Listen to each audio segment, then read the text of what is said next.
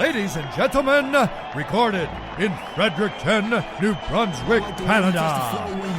It's time for Fight Night Picks with your hosts, Frank and Matt Allen. Really looking forward to this weekend's card, UFC 258, coming up from Vegas. And Matt, really looking forward to this one. It's a card that's absolutely loaded with great fights. You're going to want to stick around for those. As always, one half of your hosting duo at Craig Allen FNP with me, Matt Allen FNP. You can find him there on Twitter and Instagram. And Matt, it has been a wild year for Fight Night Picks already. We just hit 20,000 subscribers, all thanks to you, the YouTube fandom.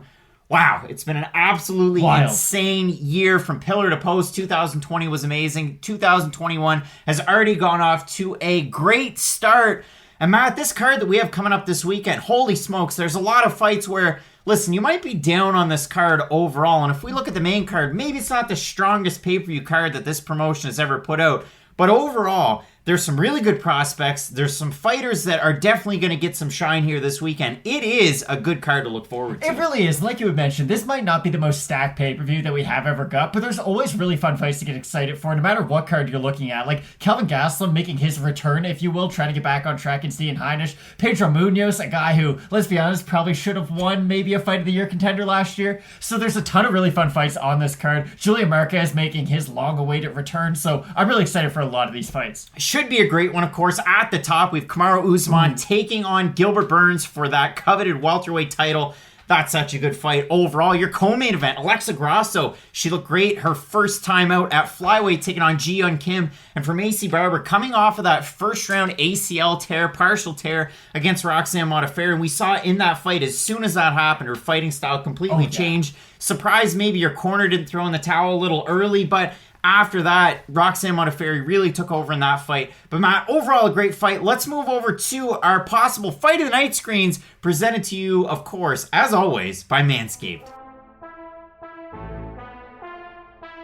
With our Fight of the Night screens, listen, last weekend we had a lot of success. We were talking about two really good fights, and Beneil Dariush, who was taking on Dhiego in the rematch. We also have Manel Kape taking on a really tough out in Alessandro Pantoja. And while Pantoja really did dominate that fight, winning 3-3, it was a 30-27 across the board. Great fight. The fight with Dariush and Fahea was certainly a good one. So if we have a look at our two possible Fight of the Nights, our first one on this screen, it is the Remix to Ignition. This one is a rematch dating back to 2015. We have Pedro Munhoz taking on Jimmie Rivera. And like we said from the jump, I mean, Pedro Munhoz's last time out, you could have a very strong case that he won the fight against Frankie Edgar. But overall, Pedro Munhoz so far in his UFC career, he's 34 years old now. He's put together an impressive resume. This should be a great fight. Oh yeah, Pedro Munhoz is one of those can't-miss fighters action-wise, where in every single one of his fights, you're either going to have an insane amount of volume thrown, because that's really his only weakness, that's how his opponents beat him,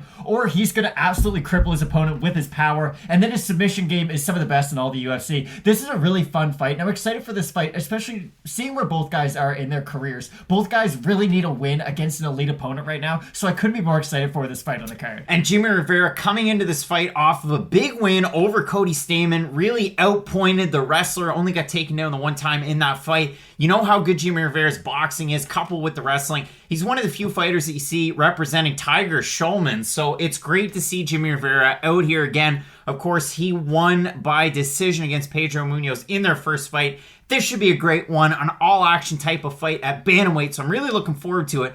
And let's get into our second pick for Fight of the Night. This one, a bit of a hipster's pick. It really is, though. And you're probably looking at this like, hey, guys, really? Gabe Green versus Philip Rowe? Is this the fight you guys think is going to win Fight of the Night? Hear us out, please. I'm not saying Gabe Green and Philip Rowe are the two most skilled guys on this fight. But when you look back at both guys' previous fights, look at Philip Rowe's fight against the other Shabazian, not Edmund, his younger brother. It was phenomenal. He gets dropped. He has to rally back, ends up stopping his opponent really just by outlasting him near the end of that second round, early third round. And Gabe Gabe Green, listen, we're bigger on D-Rod than most other people. Big Daniel Rodriguez guys over here. Gabe Green, at least when they had first made that fight, he just felt like an opponent. Like, oh, they're just throwing him in there against Daniel Rodriguez. Rodriguez has big power. We probably know how this story's going to end. Super long layoff for Green going into that fight, It really too. was. And Gabe Green made a very good account of himself. It was one of those performances where even in a loss, it did kind of feel like a win. A lot of 30-27s on that one. All of them were 30-27s, but still, Gabe Green gave a great account of himself. And the thing that Gabe Green has in his back pocket that we don't get to see, or we didn't get to see in that fight, because Green took it on incredibly short notice, is his ground game. Really, really sneaky with his submission abilities. And if you went back and you watched that fight against Daniel Rodriguez, yes, Rodriguez was able to have success. He's a southpaw. He could pump the jab. Gabe Green, really good movement on the feet, really good head movement, and his boxing looked on point. And that's one of those skills that he definitely possessed. If you go back and look at Gabe Green's overall body of work, really good fights in Bellator. I know he has lost to Jalen Turner over there, but still, he's fought a very high level of competition for Philip Rowe. Unfortunate 2020, he was booked in 3 different fights. They all fell out, but here he comes against Gabe Green. Really, really long fighter, has a huge height and reach advantage. In this one, we'll have to see how it plays out, but this should be an all-action pairing at 170 pounds. And of course, this one really sets the table for our main event with Kamaru, Usman, and Gilbert Burns. So if you like welterweight fights, and if you're looking for a sleepy sneaker of a great fight of the night possibility, this is the one. The sleepy sneaker! Philip Rowe taking on Gabe Green, a possible fight of the night. So Matt, as far as pop and popcorn fights are concerned, Gabe Green, Philip Rowe could be one of those ones. Yeah. And listen, Kyle Kelly, I know you're out there and you're watching this. You're tuning in every week with Fight Night Picks question mark. Okay, she said, hey boys, wear those pop and popcorn shirts. I'll tell you, Kyle, if you pick up a hat, the Under Armour Fight Night Picks hat, we got them. If you pick up the Under Armour Fight Night Picks t-shirt, it's a great one. Maybe you want to go with the OG Fight Night Picks shirt, the gray one. I legit wear this shirt just about every single day. All around the house. Not even around the house. No, I wear it out. I wear it under everything. It's my favorite shirt. Nice. And I'm not just saying that, but FightNightPicks.com. You can find all of this great stuff over there with the shop. If you help support our sponsor, Manscaped, you're helping support the boys. I know everybody wants to hear about my nuts. And later on in the show, you're darn tootin' you will hear about my nuts. So overall, Matt, I'm loving this card. There's so many fights that really, you know, with a win, there's a lot of these fighters that can win themselves over in the division. I know Robertson and Maverick, that's one of those fights. Barber, Grasso in the co-main event. You have that great fight at the top between Gilbert Burns and the man, Kamaru Usman. So Matt, I'm really looking forward to this one. Keep locked in with Fight Night Picks, and let's get into it. We have 2 really big-time flyweight matchups on this UFC 258 card. In the co-main event, you have Alexa Grasso taking on Maycee Barber. That's going to get more of the shine. Of course, you're paying to see that fight. But on free TV, you have Miranda Maverick taking on the Canadian Julian Robertson. Matt, I'm Canadian. You're Canadian. I'm a Canadian hockey fan. Today I was feeling the Seattle hockey team, 2021, who can't wait. But when I look at this fight, there's a lot of parallels between the co-main event and this one in terms of the fact that we have some really high-level prospects really looking to break through in this division. For Julian Robertson, time and time again, she's had a chance. When she's come up against either really powerful strikers or really good grapplers, she kind of struggles. But if you look at the wins, she has a lot of really good finish wins to her name. And for Miranda Maverick, her UFC debut, taking on Liana Jojua, you go back and you watch that fight, and you can definitely tell there's power on the hands. If you look at the fact that her takedown defense throughout her young career has been somewhat porous, she's really been able to shore up a lot of those issues. And again, the heavy-handedness, the fact that she continues to start incorporating a leg kick in with her combination. She's only 23 years old, almost 24. For Robertson, 25, almost 26. Really high-level prospects here. Oh, without a doubt. And I really like what you mentioned about Miranda Maverick. Yes, her takedown defense isn't great, but for a fighter who is only 23 years of age, and here's the thing, she had one of the more impressive UFC debuts of last year. I feel very comfortable saying that. Her performance against Jojua was as one-sided as it gets. Well, the thing is, too, about that fight, if you look at the finish, I know it was very controversial. The cut man, as soon as he went in there between the first and second round, because if you look at her record, it was a TKO victory due to doctor stoppage at the end of the first round. The cut man goes and takes the cotton swab and puts it on Jojua's nose, and it immediately turns red. And then like wide open. The cut man kind of gives a look to the doctor like, hey, I'm not going to be able to close this one up. Now, I know a lot of people were upset. They said if that was a men's fight, it probably would have gone on. And to an extent, I would agree with that. They didn't even start to mess around with the Vaseline. It was just leaking blood. That was it. The corner wasn't overly surprised. Liana Jojua was surprised. But overall, Maverick put on a really good performance. Really high output. She did eat a lot of shots, though, in that fight. And that was the thing. Liana Jojua just kept going forward. Left hand, right hand, left hand, right hand. She just kept pumping them out there. And they were landing, and there was a little bit of power behind them, too. But there wasn't that much power landed behind them. And this is my problem with kind of the Jojua striking, and it's the same thing. It's very Cindy Dandois-esque. If you just throw enough volume, you are going to land shots. The good thing for Miranda Maverick, and what I really like, especially out of this weight class, is she doesn't waste technique. She's not someone who will go out there and just try to out-volume her opponent. She throws with bad intentions. And for Gillian Robertson, you had mentioned it, and I kind of snickered. She struggles against really good grapplers, and she struggles against really good strikers. There's not a big window there for fighters who you're going to do all that well against. And listen, I'm a Robertson fan. I can't deny it. After she beat Molly McCann, in the way that she beat Molly McCann, I was on that hype train. If you go out there and you not only submit, but you just completely strangle that woman unconscious, I was like, wow, Robertson really... What do you think of Laura Procopio now? She's also very good. I wouldn't really put her on the same level, but... I think she's probably better than Robertson. Anyways, it's not here nor there. Robertson, just from her ground game, I thought, wow, if she can continue to improve at this rate, really get her striking up to the level of her grappling, we've got a real contender on our hands. And what I said for Maverick, she is a really young age. We are going to see more improvements from her. Robertson just seems to be more of the same fighter every time we do see her out there. It's not like we're seeing a fighter who was primarily a grappler, and now they're getting better in their striking, like Gilbert Burns, for instance, in the main event, where he was just grappling, I'm just going to go for takedowns, try to submit you, and now I have a good striking game. Robertson just kind of throws the same techniques on the feet. She only really boxes, doesn't throw a lot of kicks, and she does leave herself open to get hit. So although Robertson, I'm sure, listen, her striking has gotten better, it's just she's not adding new techniques. She's just doing the same thing more and more. Against Miranda Maverick, you are going to land some of those strikes. I just doubt that she's going to be able to land anything of substance against Maverick. And Matt, you bring this up, and it's kind of an odd point to bring up, because if you look at Gillian Robertson, she was at ATT for the longest time. I know if you go over to her Instagram, she's been training with Hannah Goldie for a long time. The last picture they have together, Fusion XL. She's really been mixing it up. I know in her last fight against Tyler Santos, I had her gym listed as it was Gamblers, BJJ, and MMA. Now it's the gym with Dean Thomas, so it's kind of mixed up. But the point of all that is she was at American Top Team, and then she went to train exclusively with Dean Thomas. And if you want to see a sad but incredibly funny clip, go over to my Twitter. I just put this one out there doing the research for this fight. Gillian Robertson's fighting Maycee Barber. I liken this fight to that one. If you look at Maverick and you look at Barber, there's differences for sure, but you can kind of talk on the similarities. Gillian Robertson, right from Jump Street, goes lazy single, and she just puts everything in, and then she comes back up. And if you see a lot of people feigning level change, usually it's a subtle or quick movement, and then they're back up and they're starting to strike again. Gillian goes all the way down, all the way back up. Barber doesn't really do a whole lot with it, but as the round goes on, Barber just continues to pressure, backs up Robertson. Then they cut to Dean Thomas in the corner, and he sits there, and he doesn't move his mouth, and he doesn't barely even move his arms, as Gillian Robertson gets absolutely fired on to the point where it ends by TKO. And it was the most awkward thing I think I've seen on live television. It just wasn't a good look. It wasn't a great look. So you look at Gillian Robertson, you think maybe she's added some wrinkles into her game. If you go over to her Instagram right now, she has a post from a couple of weeks ago that says, "She's not outworking me, guaranteed."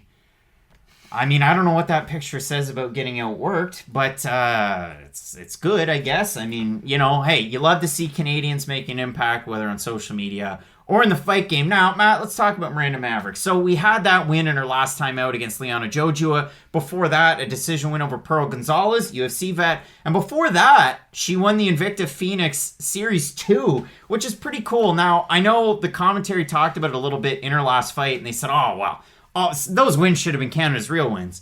Pump the brakes, guys. One-round fights should not count on your record. They shouldn't. But they're all good signs, and that's the thing. Miranda Maverick fought pretty good competition at the start, even in the fights that she lost. She's continued to take on a tougher level of opponent. And this is what almost surprised me. So I had to look over at the odds. Average on best fight odds. Robertson opened a plus 190 underdog. She's now at a plus 123. One of the bigger movers and shakers so far. And it's early with Miranda Maverick open at minus 225. She's now at a minus 150 over on Tapology. 592 total votes. 67% Maverick. 73% have her to win by decision. The other thing that I wanted to talk about in this fight is the fact that with Miranda Maverick, they talk about her as a Muay Thai fighter, but her striking wasn't all that polished at the start. It's continued to improve. They talk about her as a grappler. She's a Muay Thai fighter and a grappler. She's left some things to be desired with her grappling, but she's continued to improve, and she's one of those fighters that if she's going to work for a takedown of her own, it's going to be on brute strength alone. We've seen that work for some fighters. You see it work against a lot of fighters because you expend a lot of energy. In Gillian Robertson, she had a hard time against a fighter that fights like that. In Taila Santos, her last time out, flat out, she got dominated in that fight. I mean, I went back, I looked at the numbers for the decision. 2 30-26s, 129-28. I think the judge that scored at 29-28 was asleep. I think so. Because Taila Santos dominated that fight. In terms of jiu-jitsu rankings, in terms of the belt system, Taila Santos is what? I want to say a brown belt, maybe a purple belt. Gillian Robertson an accredited black belt, but the belt system didn't matter in that one. Taila Santos was going for takedowns, going for her own submissions, and having a lot of success. So for Gillian Robertson, she really needs a win here in this fight. Yeah, no, Gillian Robertson just needs the takedown in this fight. That's really her key to victory. If you go back and look at that Maycee Barber fight, it's weird because normally when fighters use head movement, it's to get out of the way of punches, and I don't mean this as a joke, but it's kind of the truth. Gillian Robertson moved her head into every punch of Maycee Barber's. It was also a pretty weak TKO call.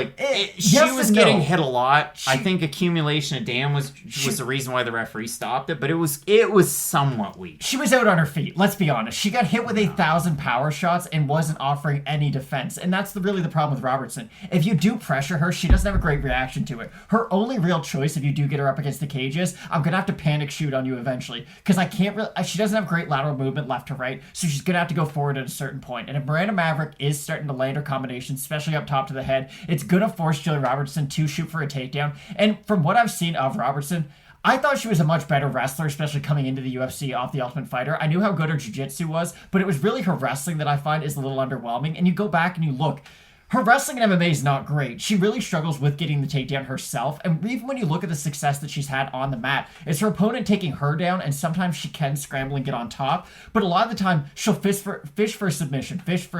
And if you go back to that Santos fight, she went for about 15 arm bars against Santos, did not get a single one of them, and just kept on getting dominated on the ground. So for me, this is a very cut and dry, easy win from Miranda Maverick. I haven't seen what I need from Gillian Robertson, just from a defensive point of view of how she's going to beat Maverick. Because if Maverick is able to get her leg kicks going, if she is able to get her combos going, I just don't know if Robertson has the power to get really the respect back from Maverick or the wrestling game to really, really grind down on Maverick. So I like Maverick in this fight. And I mean, for Gillian Robertson, the fight against Taila Santos just a month and a half ago, for Miranda Maverick, when she picked up her UFC debut win, little over 3 months ago, that one was over on Fight Island. The other thing I want to say about Gillian Robertson, so she comes in off The Ultimate Fighter season 26. She lost in the season. She got a win in the finale. So far, since then, 6-3 total record. 5 of those 6 wins by finish. And if you look at her losses, 2 of the 3 of them are by first round finish. And then she has that decision loss to Taila Santos. So it's pretty, it's either kill or be killed for Gillian Robertson. It goes bad. It does go bad. And for me, the biggest statement win for Gillian Robertson was against a fighter that fights with a lot of, I guess, pressure, and they use a lot of their body weight because they don't weigh in properly, and then they pop with USADA. The Sarah Froto win, for me, is the biggest one for Gillian Robertson. It was like, wow, that was impressive, but that was quite a while ago. I mean, if I have to go back, that was a year and a half ago, and then since then, finished by Barber. You beat Courtney Casey by submission, you beat Polyana Pitolo, and then you lose to Taila Santos. So it is a tricky one. I like Miranda Maverick in this one. Again, her hands have been progressing. She throws a lot of power and decent power with the volume. You love to see it. As long as the takedown defense is there, I think Maverick should be able to get the win, and really high ceiling. I mean, either women, if they're able to get a win here, either one of these women have, again, an opportunity to really move up this division. Of course, in this co-main event, you have Alexa Grasso taking on Maycee Barber. That could be a Gillian Robertson or Miranda Maverick in the not-so-distant future. Julian Robertson is tough to say because she has fought some of those upper level fighters, and we do see how it goes for her. For Miranda Maverick, though, if she can go out there, let's say she performs like Maycee Barber did against Julian Robertson. That was really the win that put Maycee Barber on track to become a big star. And listen, I'm not here to say Miranda Maverick's going to beat Valentina Shevchenko anytime soon, but the fact that John Anik said that she might be the second best flyweight right now on the year-end show for the UFC, it just shows that there are quite a few people putting a lot of stock in Miranda Maverick. And yeah, I think this is a perfect kind of, not a tune-up fight, not a warm-up fight, but this is a good showcase fight for her. Matt, we are fearing the Maverick. We're both going with Miranda Maverick to pick up the win. And overall, like we said, there's a great flyweight co-main event that you're going to want to pay attention to. Maycee Barber taking on Alexa Grasso. And in our main event, Kamaru Usman looking to defend his belt, taking on Dhiego, Gilbert, Burns. So Matt, keep it locked in with Fight Night Picks, and as we always say, let's get into it. This is a story all about how my life got turned, flipped upside down. We have the Fresh Prince, Philip Rowe, taking on gifted Gabe Green. And listen, we consider this in the intro of the UFC 258 card a possible fight of the night. And this is a low-key banger. This is a hipster's pick. Put on your horn-rimmed glasses. Get ready for this one because it should be a highly competitive fight at welterweight between two really gifted prospects. I really do think highly of Gabe Green. And if you have a look at his record, 9-3 so far, he had a really long layoff of almost 2 years between his fight back against Richard Leroy, who was 7-0 at the time, finished him, and then his fight on short notice taking on D-Rod, Daniel Rodriguez. In that fight, gave a pretty good account of himself. He put out some really good boxing, some very high output numbers. Unfortunately for him, he was out-volumed by a great striker. For the Fresh Prince, Philip Rowe, you go back and look at his record. 7-2 overall. Both of these guys combined, all of their wins are by finish, which is very impressive. And then if you look at Philip Rowe's last fight against not Edmund, but Leon Shabazian, a guy that both of these men have fought and both of them have finished, Philip Rowe, it was really a battle of attrition in that fight. It really was. And it was a back and forth battle if ever there was one. Philip Rowe, here's the thing. Now, it's great news because we have this as a fight of the night. And this is a great skill if you want to be involved in fight of the nights. He doesn't have great striking defense. And if you go back to that Leon Shabazian fight, he does get lit up. And it's something, again, this is an issue that a lot of fighters have. So it's not really like we're giving Philip Rowe a hard time for it. When he gets his back up against the cage, defensively, he does leave quite a bit to be desired. He just gets kind of hesitant, really. And he doesn't know which direction to take. And again, it's a problem that a lot of fighters have. Some of the best fighters in the world still have this issue. But if you go back to the Shabazian fight, he kind of gets froze up against the cage and cracked the big shot. Now, yes, he does kind of get dropped. It's one of those weird Paulo Costa did he not go down. But once he does kind of recalibrate, he's able to come back in that fight. And the great thing about Philip Rowe in that fight was he got stronger as the fight went on. And that fight, yes, he got the stoppage in the third round. He was close to getting the stoppage at the end of the second round, but he was just able to outlast Shabazian as that fight progressed. He was the one who got hurt. He outlasted that big storm that came in that first round and started to do really well as the fight progressed. And kind of the same thing with Gabe Green against Daniel Rodriguez in his last fight. D-Rod started off really well. He's got big power. He's that big southpaw that we all know. But as the fight did progress, and again, I thought he was going to destroy Gabe Green in that fight, but as the fight kept on going on, you were like, okay, Gabe Green, he's not out of there yet. And yes, he's taking damage, but it's not like he was getting dropped in every round. And you could tell his confidence was starting to build as that fight progressed. And it was a very similar situation. Now, yes, he wasn't able to rally to the point where he stopped Daniel Rodriguez. And yes, he lost 3 by 30-27. And that's fine. But when you look at all those rounds individually, you could make a case for him winning the third round. Now, yes, that would be the only round that was even close, but I do like the fact that he was able to rally back and start to do well as the fight progressed against such a dangerous guy like Daniel Rodriguez. And when I look at Philip Rowe's overall record, this is something that we don't see all that often out of fighters that fight maybe a lesser level competition. I mean, if you go back to, he loses his first 2 pro fights and he's on a 7-fight win streak. So out of the wins, he gets a finish over a fighter that's 0-1. Well, at the time he was 0-2, it made sense. A win and a finish over a guy that was 1-1, then 0-1, then 0-3, then 1-2, then 4-5, and then he fights Leon Shabazian. The thing that I like out of Philip Rowe was if he's fighting in 2017, there's 2 of them, he wins those by finish. He wins 2 fights in 2018. He wins the first one in 2019 and gets a finish win over Leon Shabazian. But from 2017 to 2019, second round, first round, second round. I would normally worry about the gas tank of a guy like that. And then he rallies in that Shabazian fight and showed that he had a gas tank. Even though he got taken down by Shabazian, he was able to reverse position in certain spots. With Philip Rowe, yes, his striking defense might not be the best, or we haven't seen really the best of it. And it was unfortunate in 2020 that he drew a goose egg. He was matched up against Laureano Staropoli, had to withdraw. He was booked against Cole Williams, but the card was scrapped due to the pandemic. Man, a fight against Cole Williams would have been a good one for him. And then he was booked back in August to take on Matt Semmelsberger. Rowe withdrew out of that one. Semmelsberger ended up drawing Carl Minus, who's no longer in the UFC. Semmelsberger looked great, but that would have been a good opportunity as well for Philip Rowe to take on Semmelsberger. That would have been a competitive fight. I think that would have been a fight a lot similar to this one, too. So ultimately, we get Philip Rowe against Gabe Green. Now, I might have sounded like I was negative on Philip Rowe from the jump. Let me tell you what I like about this guy. We've talked about certain fighters like Sungwoo Choi when he took on Yusuf Zalal.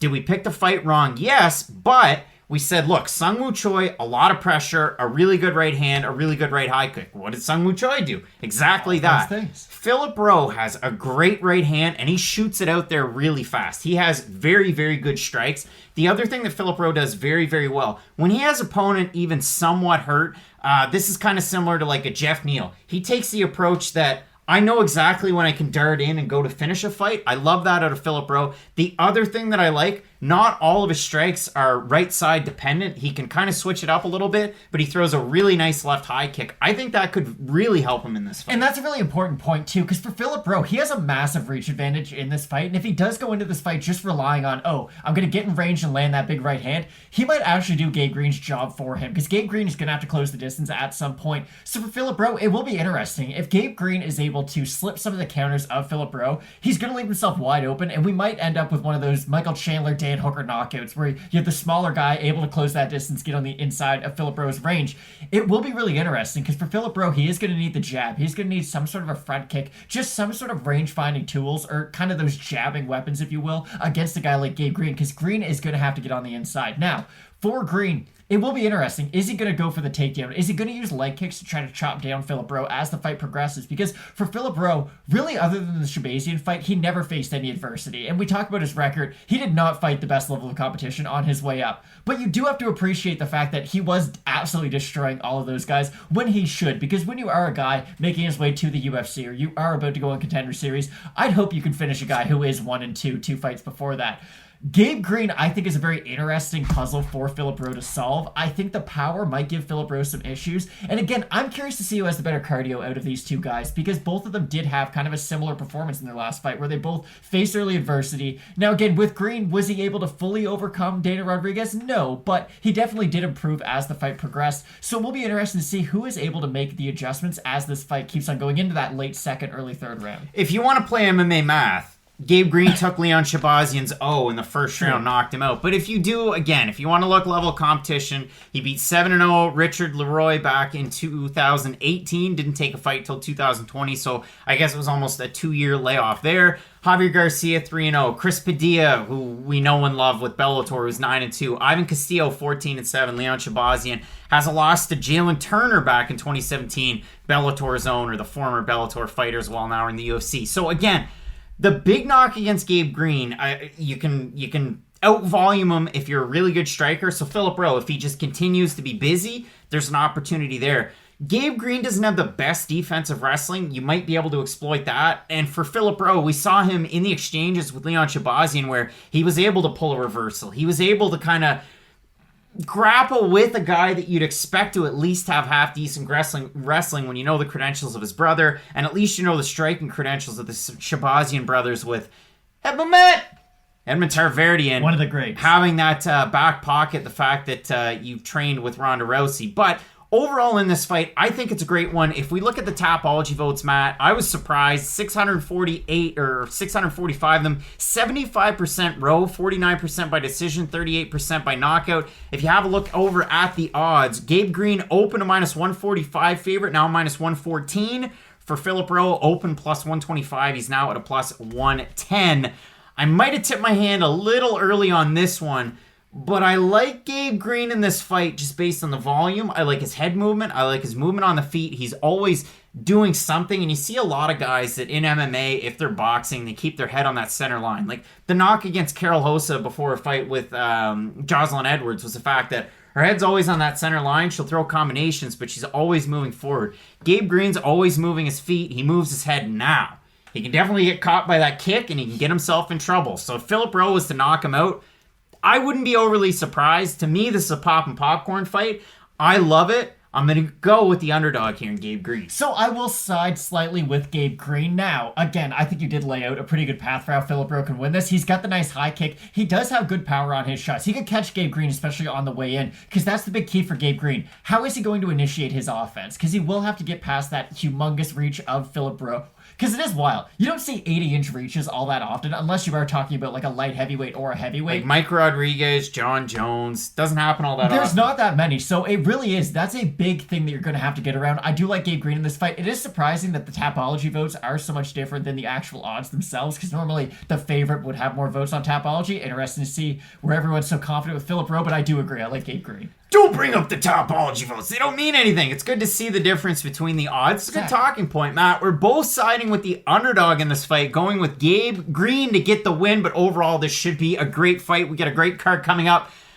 Rodolfo Vieira's taking on fluffy Anthony Hernandez. In our main event, we have Kamaru Usman looking to defend his belt, taking on the one and only Gilbert Burns. So, Matt, really looking forward to this one. Keep it locked in with Fight Night Picks, and as we always say, let's get into it.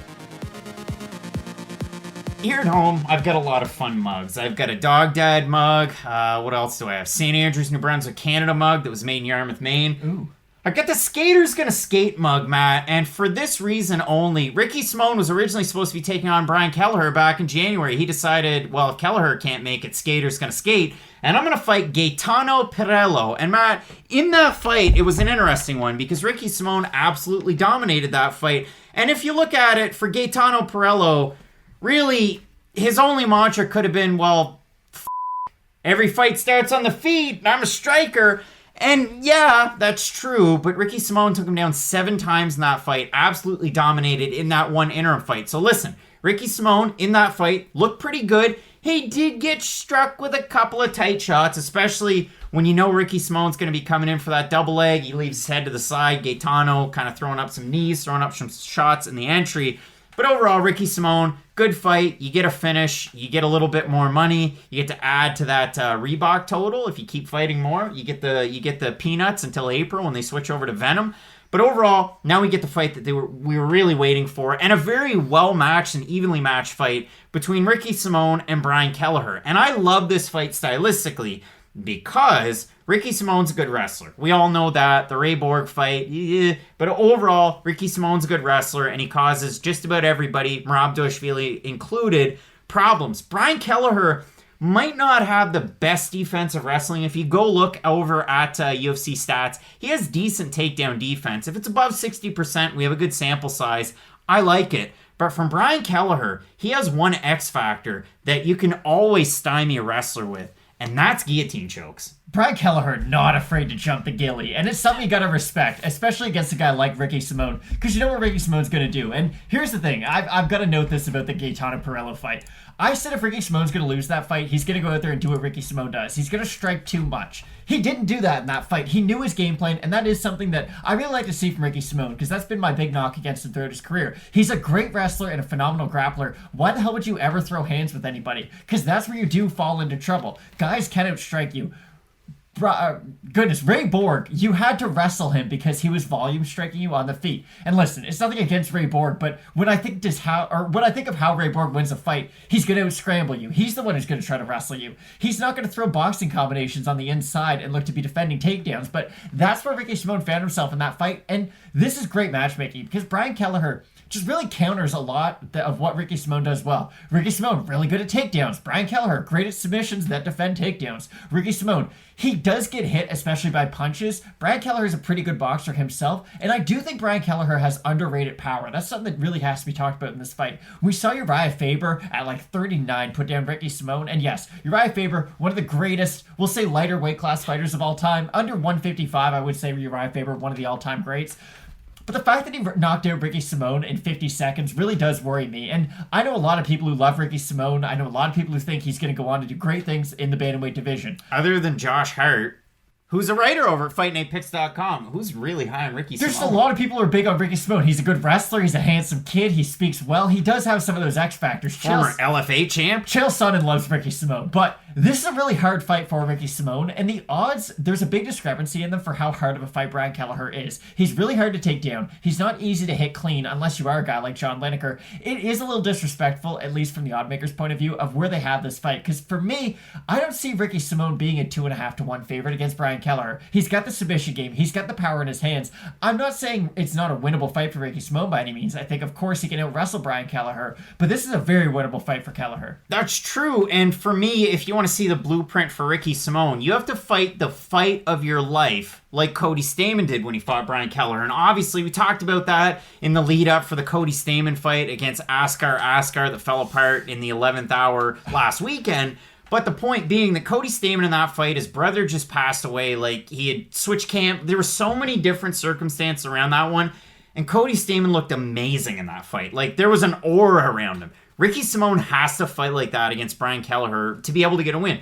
Because how do you beat Brian Kelleher? Well, either you out-volume him on the feet and you defend his takedowns, or you stick and move. Like, there's very few ways to beat Brian Kelleher. He has really, really sneaky hooks. He can switch stances a little bit, but primarily you see him walking people down, hitting them with a strong hook. And if he ever pulls guillotine, again, you look at the Ode Osborne fight, he's able to get him down to the mat and out-grapple him. You look at the fight against Ray Rodriguez, both of them threw one strike, and then it's Brian Kelleher submitting him. So for Brian Kelleher, definitely a lot of finishes on his record. Obviously, he's had a ton of fights. 33 pro fights so far. You talk about the level of competition, too. If you go back to his days with Bellator, Jimmie Rivera, we're talking Andy Main, a guy that's fought with Bellator in the past, the loss there. He beats Julio Arce with Ring of Combat. His UFC debut, Uri Alcantara, and he submits him.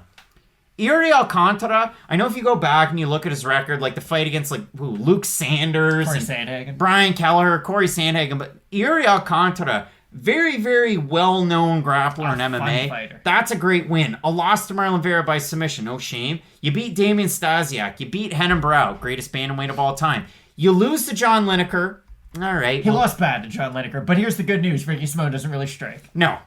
You lose to Montel Jackson. That was a fluky fight. That was a really weird one. You beat Osborne. You beat Hunter Azure. And that, to me, is a perfect Brian Kelleher fight, especially in this one, because what's Hunter Azure good at? He's a decent striker. He's a pretty good wrestler. And in that fight, Hunter Azure looked like $1 million in the first round. And then he fell off a cliff in the second round. You have to hope that Simón will do that. But Simón doesn't go away like that. No, exactly. And really our breakdown up until this point, we've laid out a pretty good game plan for Brian Kelleher. Here's the issue. Ricky Simón is like a wet blanket when he does decide to really incorporate his wrestling game plan. And again, that's the best version of Ricky Simón that you're ever going to see. If he did just fight like Cody Stamann, he'd probably go on and have a very long and successful career. Because when you look at the losses. Uriah Faber cracks him with a big shot, no big deal, anyone can get caught. Rob Font, though, just defended his takedowns and outstruck him on the feet. And I understand Rob Font's a very technical boxer.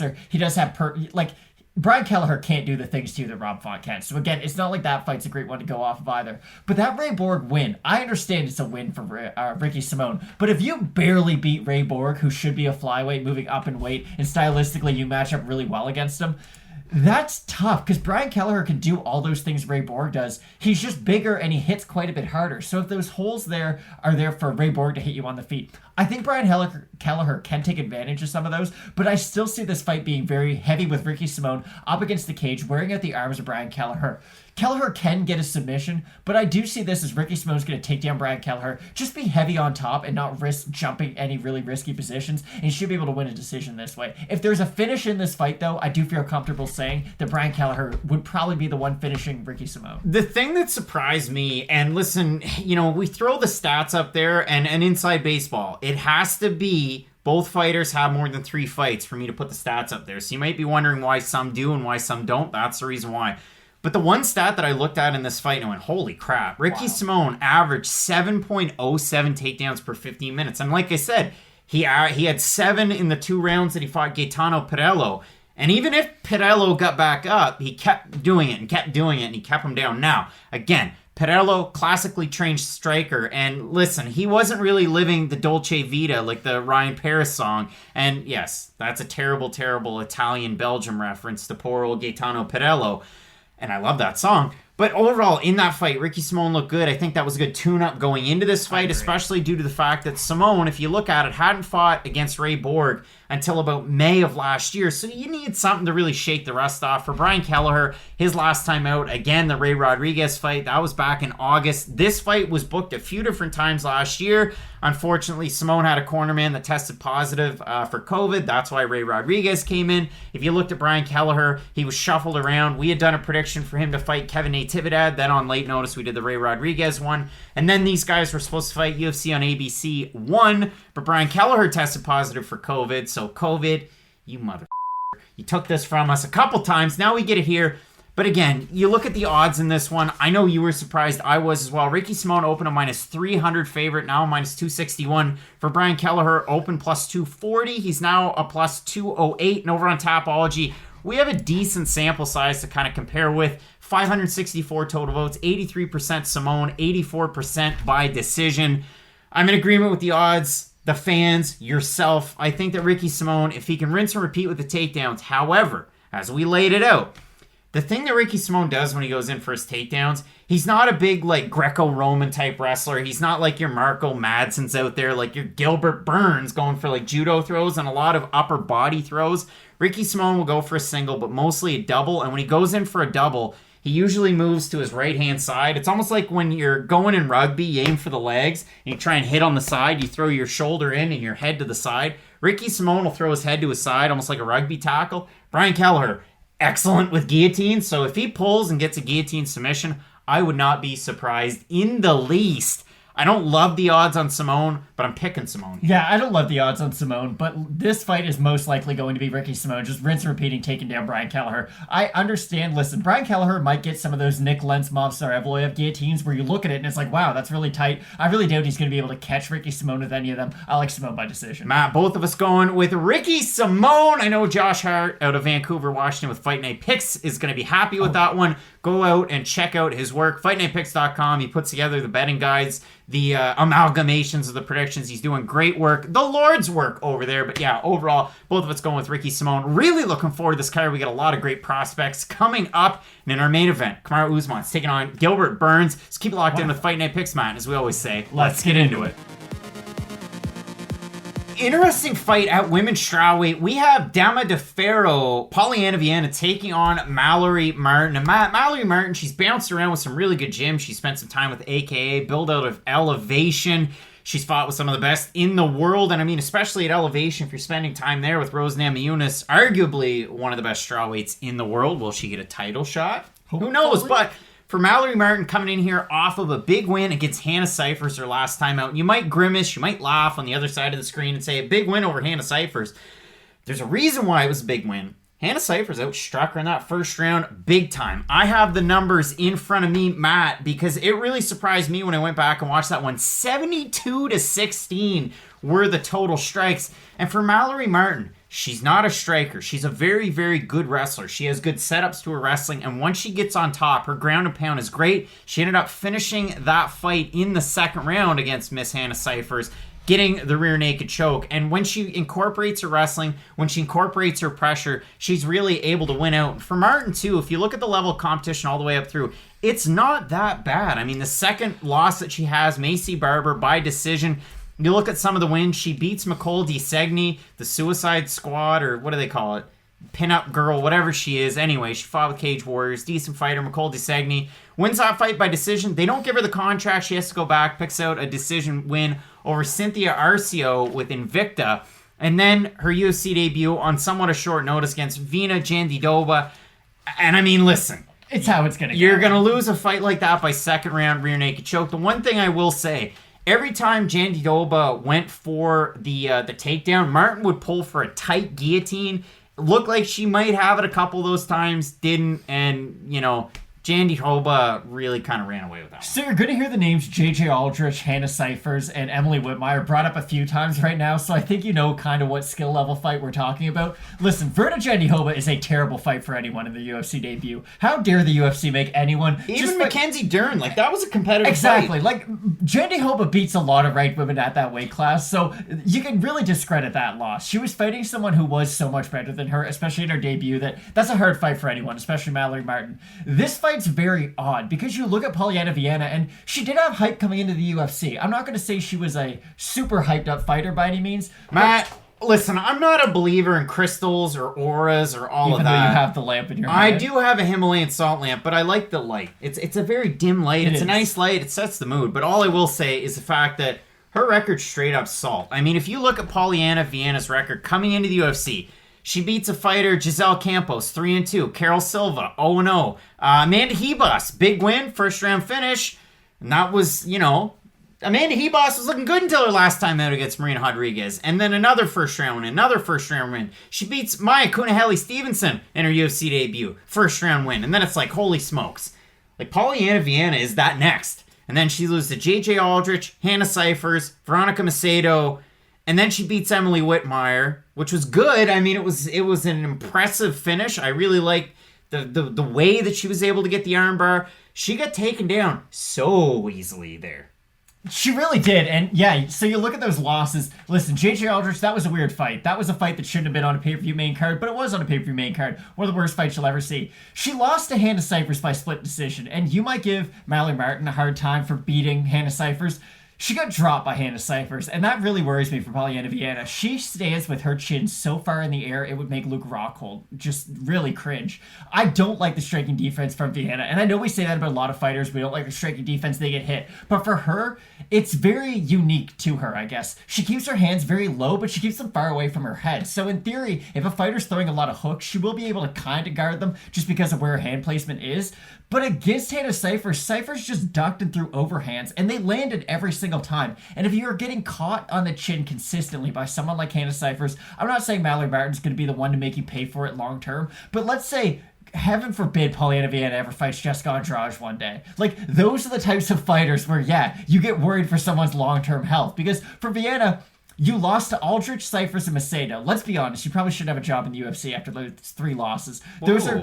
I'm sorry, but those are the 3 kind of... When we talk about, wow, this fighter really needs a win, we often talk about fighters like Veronica So what do Macedo. they do, Matt? Who do they match her up against? Emily Whitmire, a fighter who is now 4-4 and doesn't fight. Has a fight book coming up. She does have a fight book coming up, but again, not really a fighter who we talk about when we think about the cream of the crop. Mallory Martin might have a loss in the UFC, but at least her only loss is to a fighter who I think we both agree is maybe not a future title challenger, but someone who will be in the top 15 sooner rather than later. It's not that I have all this confidence in Mallory Martin. It's just that Polyana Viana has shown me nothing throughout her UFC career up until this point. All right, Matt. So we take the salt into account. We look at the fight like this, and for Polyana Viana, we haven't really talked about that last fight against Emily Whitmire. I said it was a good win. I said it was a good setup to the way that she won. She did have a couple of differences as I shake the entire table in that fight against Whitmire. The fact that her hands were up a little bit more. She was moving her head, and not just, I'm doing this for the sake of moving my head. She at least had decent head movement. Now, you can say, Craig, it was a small sample size. You're 100% correct if you said that. And it was 1 minute and 53 seconds into it that she was able to get the finish. Well, how did it happen?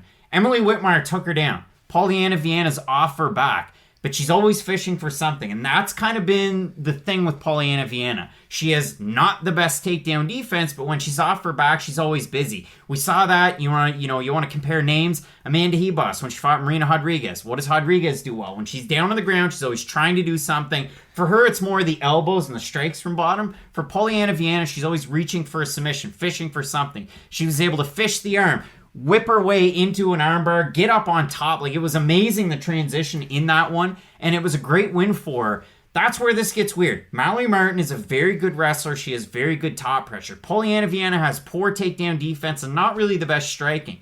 That's why this matchup, it's a good one, because with a win here, you're still in an odd spot in the division, but it's good matchmaking in the fact that the winner keeps their job. The winner sticks around, and you probably get another prospect. I never thought we would compare a Polyana Viana Mallory Martin fight to a CM Punk Jeff Hardy steel cage where it's like loser has to leave. But let's be honest, Mallory Martin, she's, I would say, the better grappler. Now, I know Craig probably won't agree with me on this, but I do think Mallory Martin's the better wrestler out of these two. And you can go back and look at that Verna Jandiroba fight, but Verna's the much more well-rounded and much more experienced MMA fighter than either one of these are. She's going to be able to take you down. I don't care what your your wrestling credentials are, when you're that experienced and that high level as just an MMA grappler, you're going to be able to get takedowns. For Polyana, a lot of her takedowns are those kind of head and arm, shoulder kind of throws. I don't expect that to work against someone like Mallory Martin, and I do think Mallory Martin, especially in top position, should be able to really just hold Polyana Viana down, because for Polyana, we do talk about some of the positives from her ground game. She just had that nice armbar over Emily Whitmire.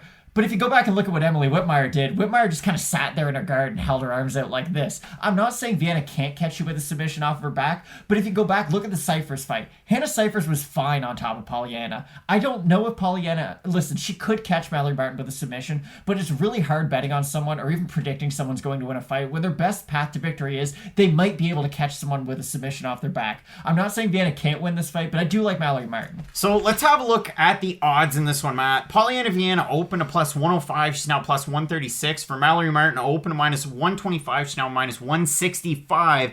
And if you look at the total Tapology votes, 651, 66% going with Martin, 87% predicting a decision win for her. The 34% going Viana, 59% decision, 31% by submission. That's it to me. If Polyana Viana's going to win, I would predict a submission. Again, off her back, she's able to fish for something and get it and catch Mallory Martin in an awkward position.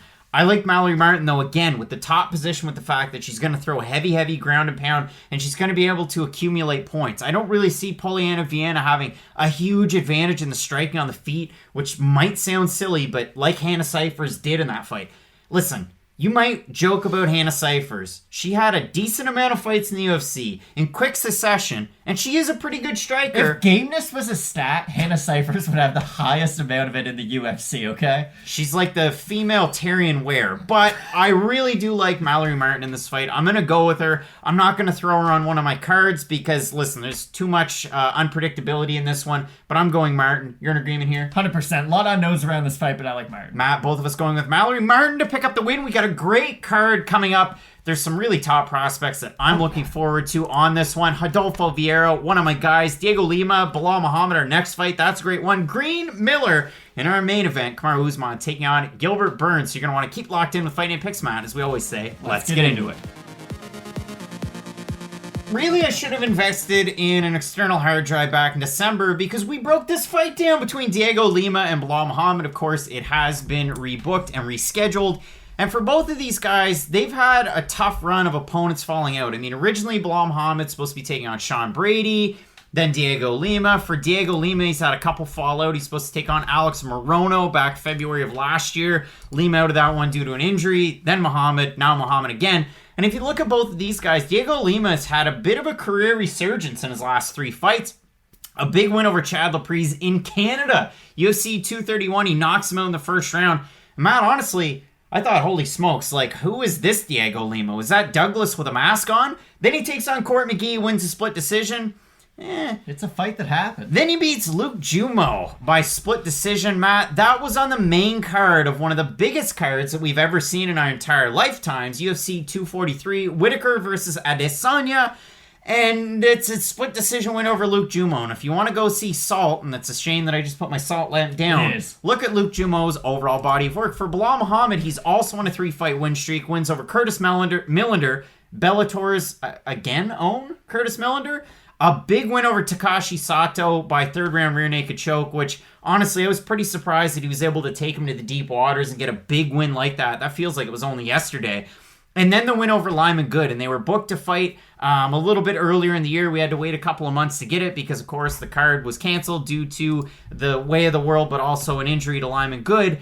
And then if you look at the fight that he did have against Lyman Good, Belal Muhammad put on one of those classic Belal Muhammad wet blanket fights where he really stymied the offense and the striking of Lyman Good. And if you know Cyborg Good for anything, it's power punches and shots in tight, and Belal Muhammad didn't let him do any of that and put on a really impressive performance. So for both of these guys, you know Belal Muhammad for the cardio, for the wrestling, for some weird striking, like he's kind of a bit of an unorthodox striker. And for Dhiego Lima, It's kind of like Douglas Light in a way. Like, I mean, he's an all-right striker. I don't even give him that much credit. I don't really love his takedown defense, but it should be a really interesting fight and one that we were expecting a couple of months ago. So it's really weird, and this is the case for Belal Muhammad. When you go on a win streak, normally your opponents keep on getting more difficult as you win fights, but you look at his recent string of wins. Okay, so he beat Curtis Millender, a guy who is a really good striker, but not really much of a grappler. So stylistically, it's a great fight for Belal Muhammad. So he beat him. Then he beat Takashi Sato, a really good fighter, great striker, really good power on the feet, but kind of a similar fighter to Curtis Millender. And then you fight Lyman Good. Wait, I'm sensing a theme here. Another guy who can knock you out, but also doesn't have much of a ground game. And now Dhiego Lima. I don't know if the UFC just has all these fighters in the same pool, and they're like, hey, who else can Belal Muhammad out wrestle? But Dhiego Lima is going to join that same group. Here's the thing. Dhiego Lima has fought two guys recently who fight kind of similar to a Belal Muhammad. Court McGee, yes, he's not really in his prime anymore, but he's a very good wrestle boxer. He's going to go out there, make it a very tough and grimy fight. And then Luke Jumo, who I struggle to say nice things about.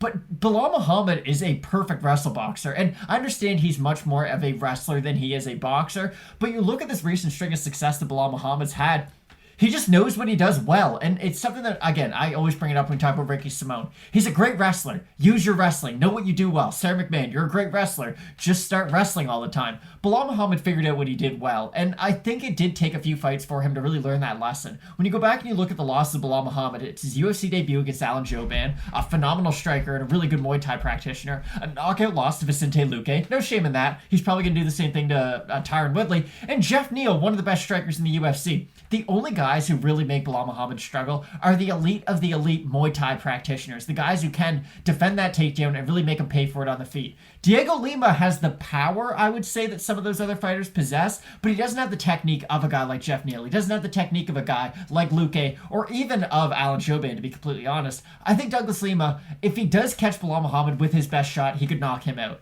Belal Muhammad, though, is going to out-wrestle Dhiego Lima, for an easy 15 minutes. I don't see this fight being very competitive, if I can be completely honest. I don't think Lima has the jiu-jitsu off of his back to really offer Belal Muhammad a lot of issues if it does end up getting down.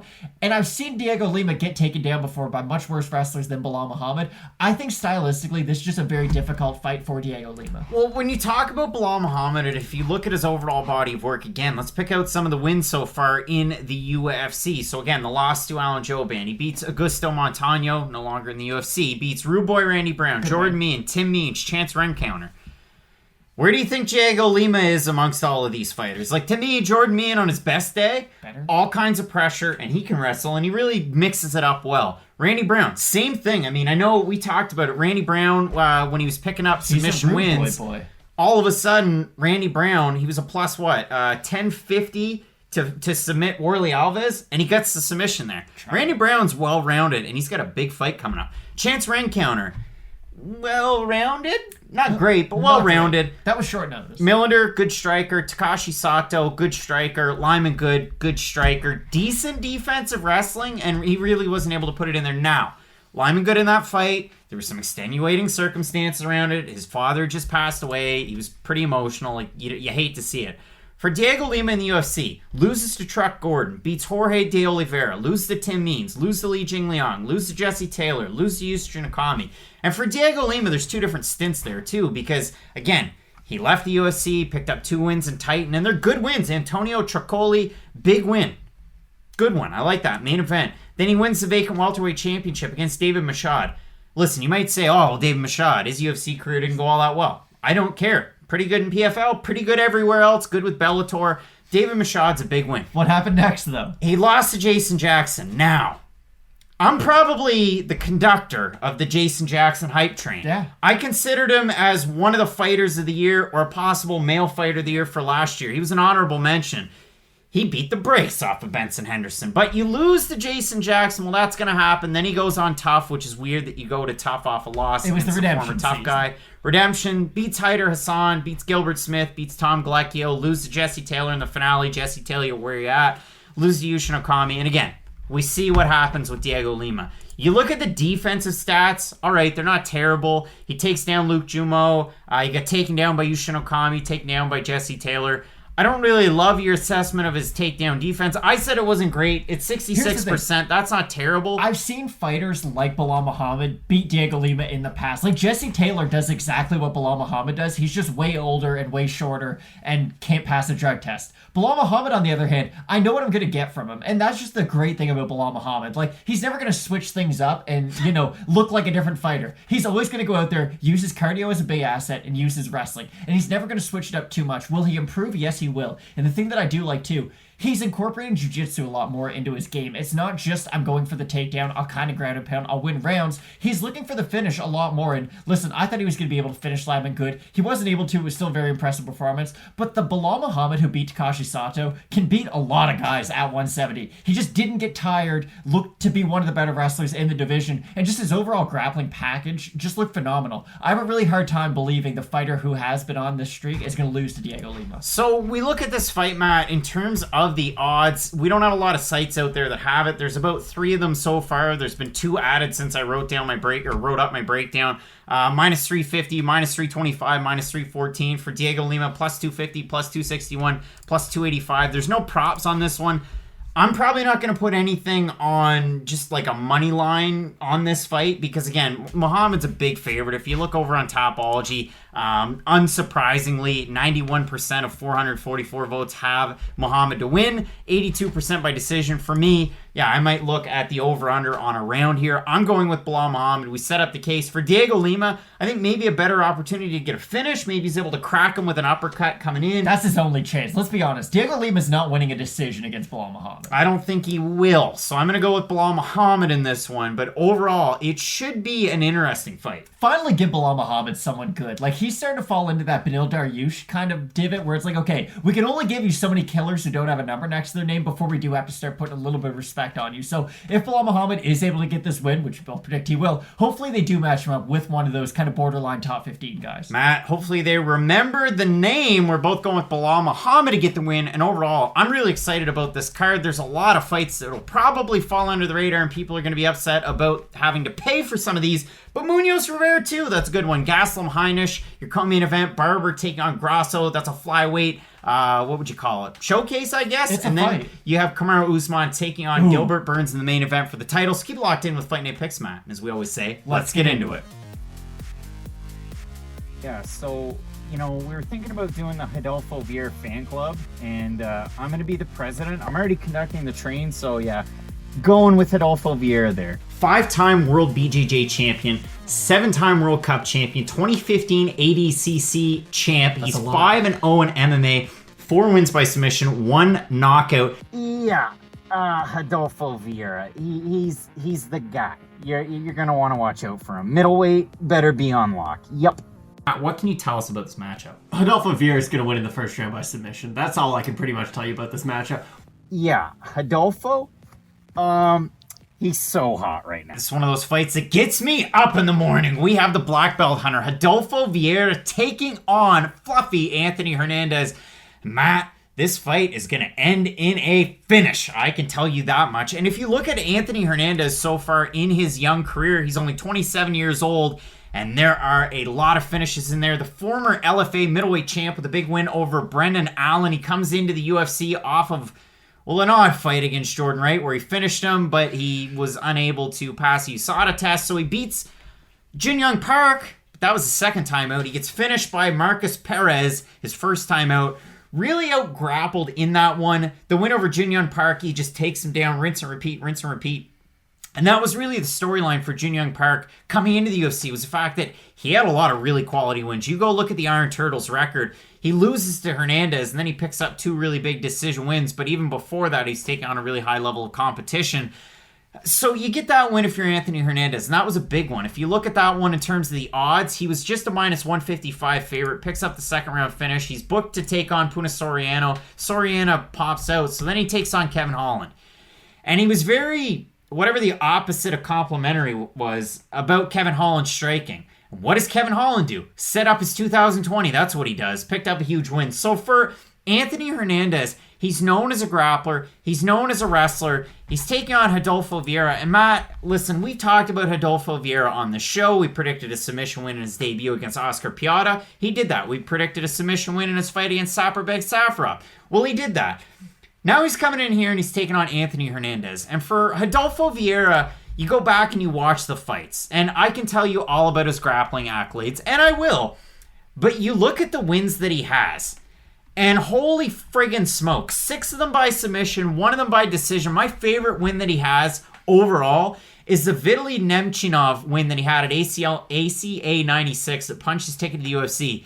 He just goes in, power double leg like he's Edge in the WWE, takes him right down, submits him rear naked choke in the first round. Arm triangle against Oscar Piata. He gets an arm triangle against Saparbeg Safarov. And those are really wrestle-heavy submissions.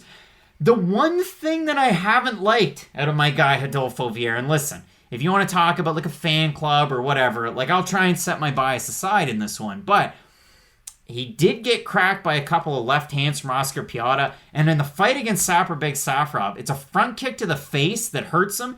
If that fight went past that first round, I guarantee you Saparbeg Safarov would have won that one by TKO due to a doctor's stoppage, because Rodolfo Vieira's eye was completely swollen shut and cut on top. It was disgusting. It was Justin James levels of mangled. And it's really weird, too, for Rodolfo Vieira. That Saparbeg Safarov fight just kind of reinforced what I already knew about Rodolfo Vieira. Does he have phenomenal jiu-jitsu? Yeah, he does. Is he a bad striker? Kind of. He's a really good example of, I'm phenomenal at jiu-jitsu, so I can just throw a lot behind all of my shots, and there's nothing wrong with that. And we do see that fighters who kind of have a base as that sort of wild, jiu-jitsu-oriented striker, if you will, they can improve upon that. Again, the guy in the main event, Gilbert Burns, is a perfect example. You can refine your striking as your career progresses, but for Rodolfo, he's not the youngest guy for his amount of experience in the UFC.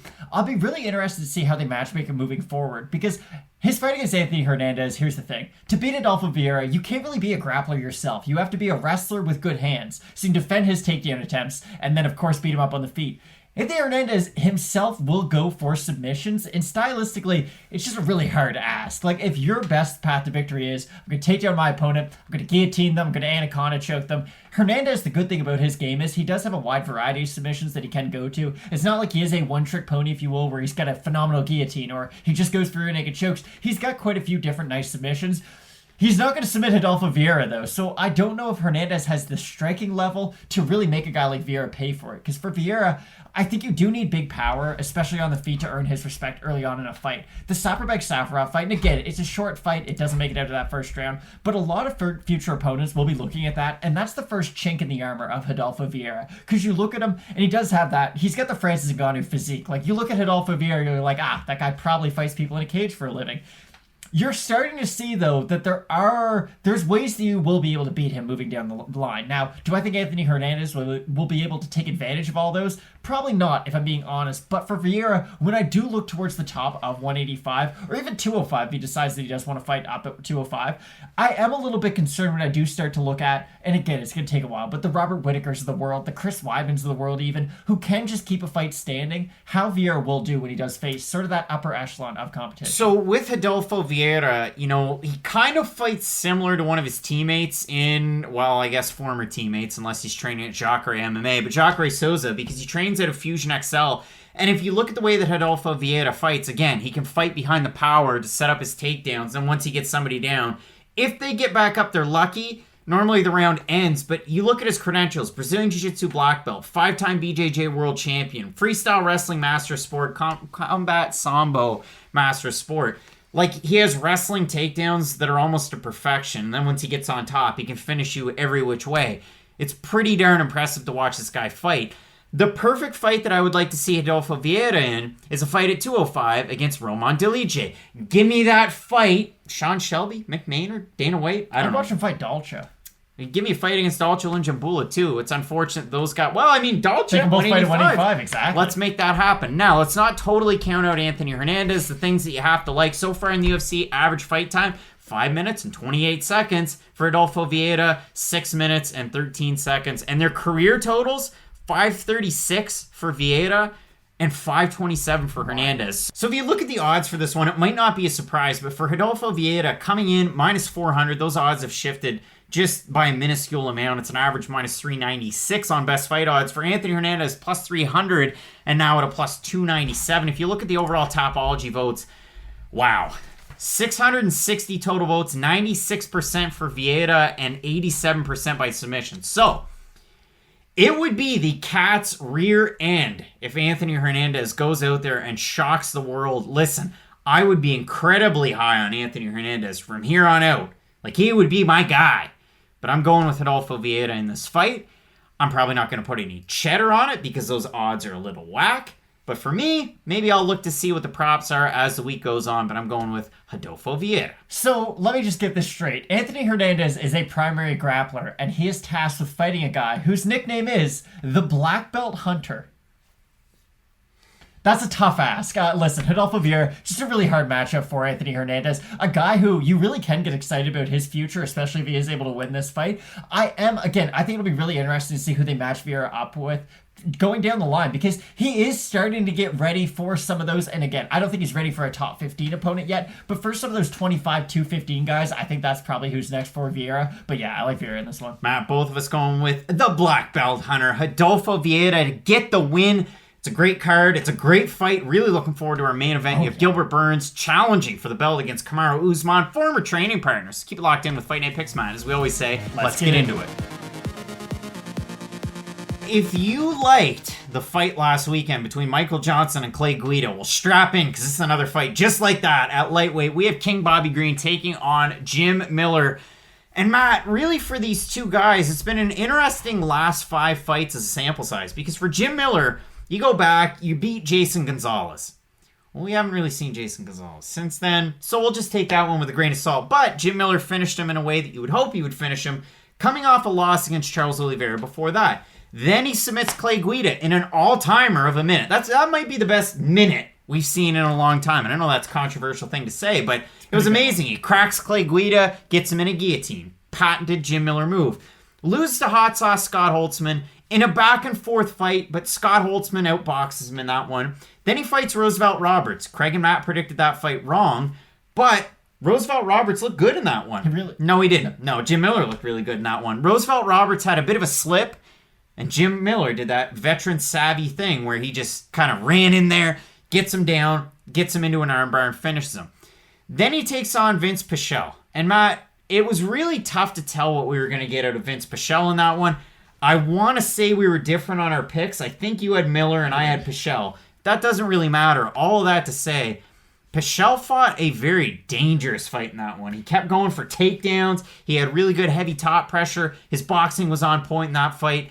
And that's really the way to beat Jim Miller, is you got to really use your reach, you got to really wrestle heavy, and you can't give Jim Miller any openings. And that's easy to say, but it's really tough to do. Okay, I agree with most of what you said. I don't think you should go out there and wrestle Jim Miller. That's really easy way to get tired yourself. Because if you're going to fight Jim Miller, you have to be able to defend the takedowns. And I always kind of look at that 4-fight losing streak that he went on a few years ago. He lost to Dustin Poirier, Anthony Pettis, Francisco Trinaldo, Dan Hooker. 3 of those 4 are top-level fighters, and Trinaldo, just crafty. Marcel Handuba, just one of the all-time greats. Just great past 40. He really is. Fine wine. The nice wins that he does have as of late, and again, Jim Miller's in that Thomas Almeida stage of his career when you do look at the losses, and it's like, well, of course he's going to lose to those guys. Other than Vince Pichel, I did think Jim Miller was going to be able to win, but of course he lost to Dan Hooker in 2018. Of course he lost to Charles Oliveira near the tail end of 2018. The Holtzman fight, that Holtzman fight is kind of the blueprint for how you beat Jim Miller. You have to have decent boxing yourself, you have to have good takedown defense, and that's really all you need at this stage. Now for Jim Miller, there was a point in his career when he had really good power on the feet. He was a top-ranked guy at 155,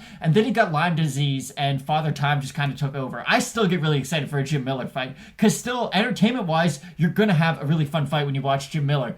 Bobby Green is really interesting because Bobby Green honestly can do everything Scott Holtzman does. He's not this outlier where you look at what Bobby Green does and you're like, wow, no one else in the UFC can pull that off. But Bobby Green is very similar. You look at his losses. Okay, you lost Edson Barbosa. He gets wheel kicked twice in that fight, and I have no idea how he eats them, to be fair. But you lose to Barbosa, no biggie. You get knocked out by Poirier. Definitely no big deal there. That was a really nice knockout. You lose that split decision to Magomedov, and then he kind of retires, comes back, has that crazy fight with Lena Venata. And really from that point on, Bobby Green's like, I don't want to say a part-time fighter, but it does kind of feel like he is one. After every loss, he kind of says he's going to retire, and then 8 months later, you're like, oh shit, Bobby Green's fighting Jakar Close. He's had a weird career path, and that's the best way I can really sum up Bobby Green. So with Bobby Green, again, let's focus on those losses. 2014, Barboza. 2016, Poirier. 2017, Rashid Magomedov. And you might go, well, Craig, who's Rashid Magomedov? He was on a tiny little win streak until Dhiego Ferreira beat him pretty badly. He has that fight against Leno Venata. Good fight, close fight, what have you. Beats Eric Koch, but 2018 Eric Koch isn't like 2012 Eric Koch. We're talking different weight classes, different guy. Loses to Jakar Close, loses to Francisco I thought he beat Trinaldo. Jakar Close, and that's going to be a hill I'll die on one day. I really thought he beat Jakar Close in that fight. So 2018, 2019, not all that kind of Bobby Green. And again, you think, well, what's going to be the next chapter of Bobby Green? Well, he rings off a pretty good 2020. Beats Clay Guida, beats Lando Venata in the rematch, beats Alan Patrick soundly. And then he fights Thiago Moises, and that's a loss by decision on his record. Go back and watch that fight. I thought it was fishy when it happened. It's a win in my heart. So I went and I had a look over on MMA decisions, and that's where it really got interesting. 4 panelists on MMA decisions had it 29-28 Moises.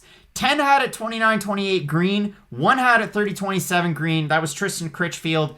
Tristan, I saw the way that you scored some fights on the weekend over at Sherdog. I disagree with you, but I thought Bobby Green won that fight 29-28. I know Thiago Moises wrestled and had some success, but in terms of striking and damage, Bobby Green outlanded him. So really, Bobby Green could have won 4 fights last year, and I think all that being said and the controversial decision aside, that's why he gets a Jim Miller, because Jim Miller is still up there putting on competitive fights, and if Bobby Green gets a win there, well, then you just continue to have momentum and success. I also think that Bobby Green has the perfect training partner to emulate a Jim Miller in, oh boy, I hate to say this now, but Darren Caldwell. Darren Caldwell, really good wrestler, but primary wrestler, and he's just going to take you down and hold you down. Bobby Green has really good takedown defense. We've seen that in his fights, especially the Clay Guida fight, but he was able to go on the offensive against Alan Patrick, and against Lando Venata, his striking was on point. So 2020 for Bobby Green, very good. For Jim Miller, again, 2020 was a mixed bag. You lose to Scott Holtzman by decision. You beat Roosevelt Roberts by armbar, who's not really had a great run lately.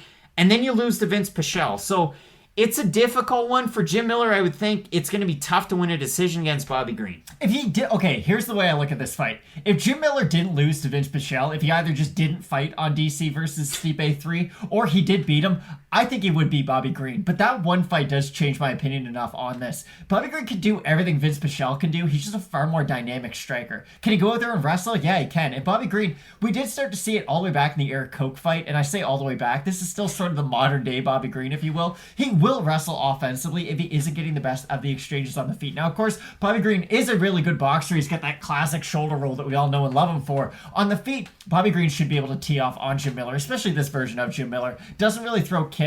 He will invest in that calf kick, though, and that's something that's really important, especially against Bobby Green, because Bobby Green, with his really wrestling heavy base, he is going to be heavy on that front leg, and we've seen what Jim Miller can do to really good boxers. He did it to Dustin Poirier. He did it, well, he started to do it to Dan Hooker until he ate a massive knee in the jaw, but still, Jim Miller has really good calf kicks, so just something to look out for if you are a big Bobby Green believer. I wouldn't put any money on this fight, because I do think I do think Jim Miller has a few different areas he could win. All that being said, I like Bobby Green. You look at the guys who have beaten Jim Miller in the past, and other than those upper echelon guys, everyone else just fights him like Bobby Green is fully capable of. Jim Miller might be able to pull off a submission. That is probably his best path to victory, but I do really like Bobby Green, and probably by decision. 526 total votes on this one. 78% going with Bobby Green, 89% by decision. For the 22% that are going with Jim Miller, 45% think he's going to get the win by submission. If we have a look at the total odds map, Bobby Green open to minus 300 favorite. He's now minus 262.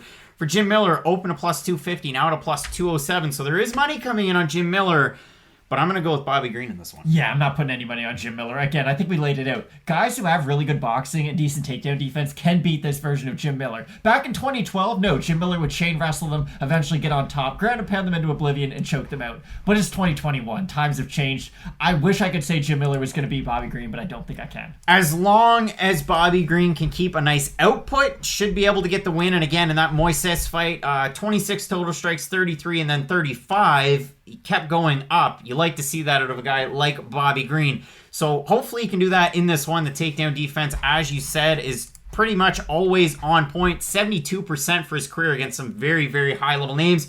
We're both going with Bobby Green to get the win, and then we get to move closer and into our main card, Matt, and there's a lot of interesting fights. Julian Marquez, Maki Pitolo, Jimmie Rivera, Pedro Munhoz, a rematch, Gaslam, Heinisch, Barber, Grasso, and in our main event for the welterweight title, we have Kamaru Usman defending against Gilbert Burns' teammates taking a fight. So, it should be a good one. Really looking forward to it. Keep it locked in with Fight Night Picks, Matt. As we always say, let's get into it. Really interesting fight kicking off our main card at middleweight, and I would not blink in this one for a second. We have Maki Pitolo taking on the Cuban Missile Crisis, Julian Marquez. So is Coconut Bombs better than the Cuban Missile Crisis in terms of nicknames? They're both great, but the one thing I can tell you is that Julian Marquez, he says on Twitter, he's going to walk out to the song Heart of Glass, but the Miley Cyrus version. Matt, growing up, listen, if Blondie came on the radio, I wouldn't switch the channel, but I never knew the words to that one. I always just thought it was... If somebody asks me how that song goes, that's all I have for you. You might get a copyright strike because of that. I might, but who knows? Blondie, I mean nothing but the best. And for Miley Cyrus, I actually really like the version. I think it's a pretty good tune. It will hopefully be a Tom Lawler-like walkout, PFL zone. But I look at this fight as, yes, there's probably going to be a finish in this one. If you look so far at Julian Marquez's pro career, it's Finish City. 5 by knockout, 2 wins by submission. For Maki Pitolo, again, pretty much all the same. 7 wins by knockout, 3 by submission, 3 by decision.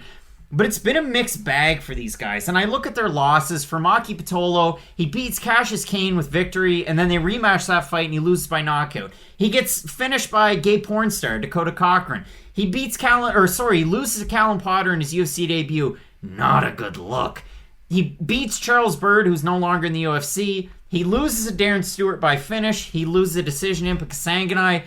He just didn't look himself in that Kasanganai fight. Like, it wasn't a great look. And that's the thing. Impa Kasanganai just always pushes a pace. He always lands heavy. I know he's on a poster because of the fight that he had against Joaquin Buckley, but Impa Kasanganai's still a good fighter. That's his only pro loss. And the one thing that he does really well, puts together combinations. He'll wear on you. He can wrestle too. That's kind of what Julian Marquez can do to an extent. Here's the thing. We mention this every time we talk about Calvin Gastelum and Michael Bisping, so we have to mention this when we talk about Maki Pitolo.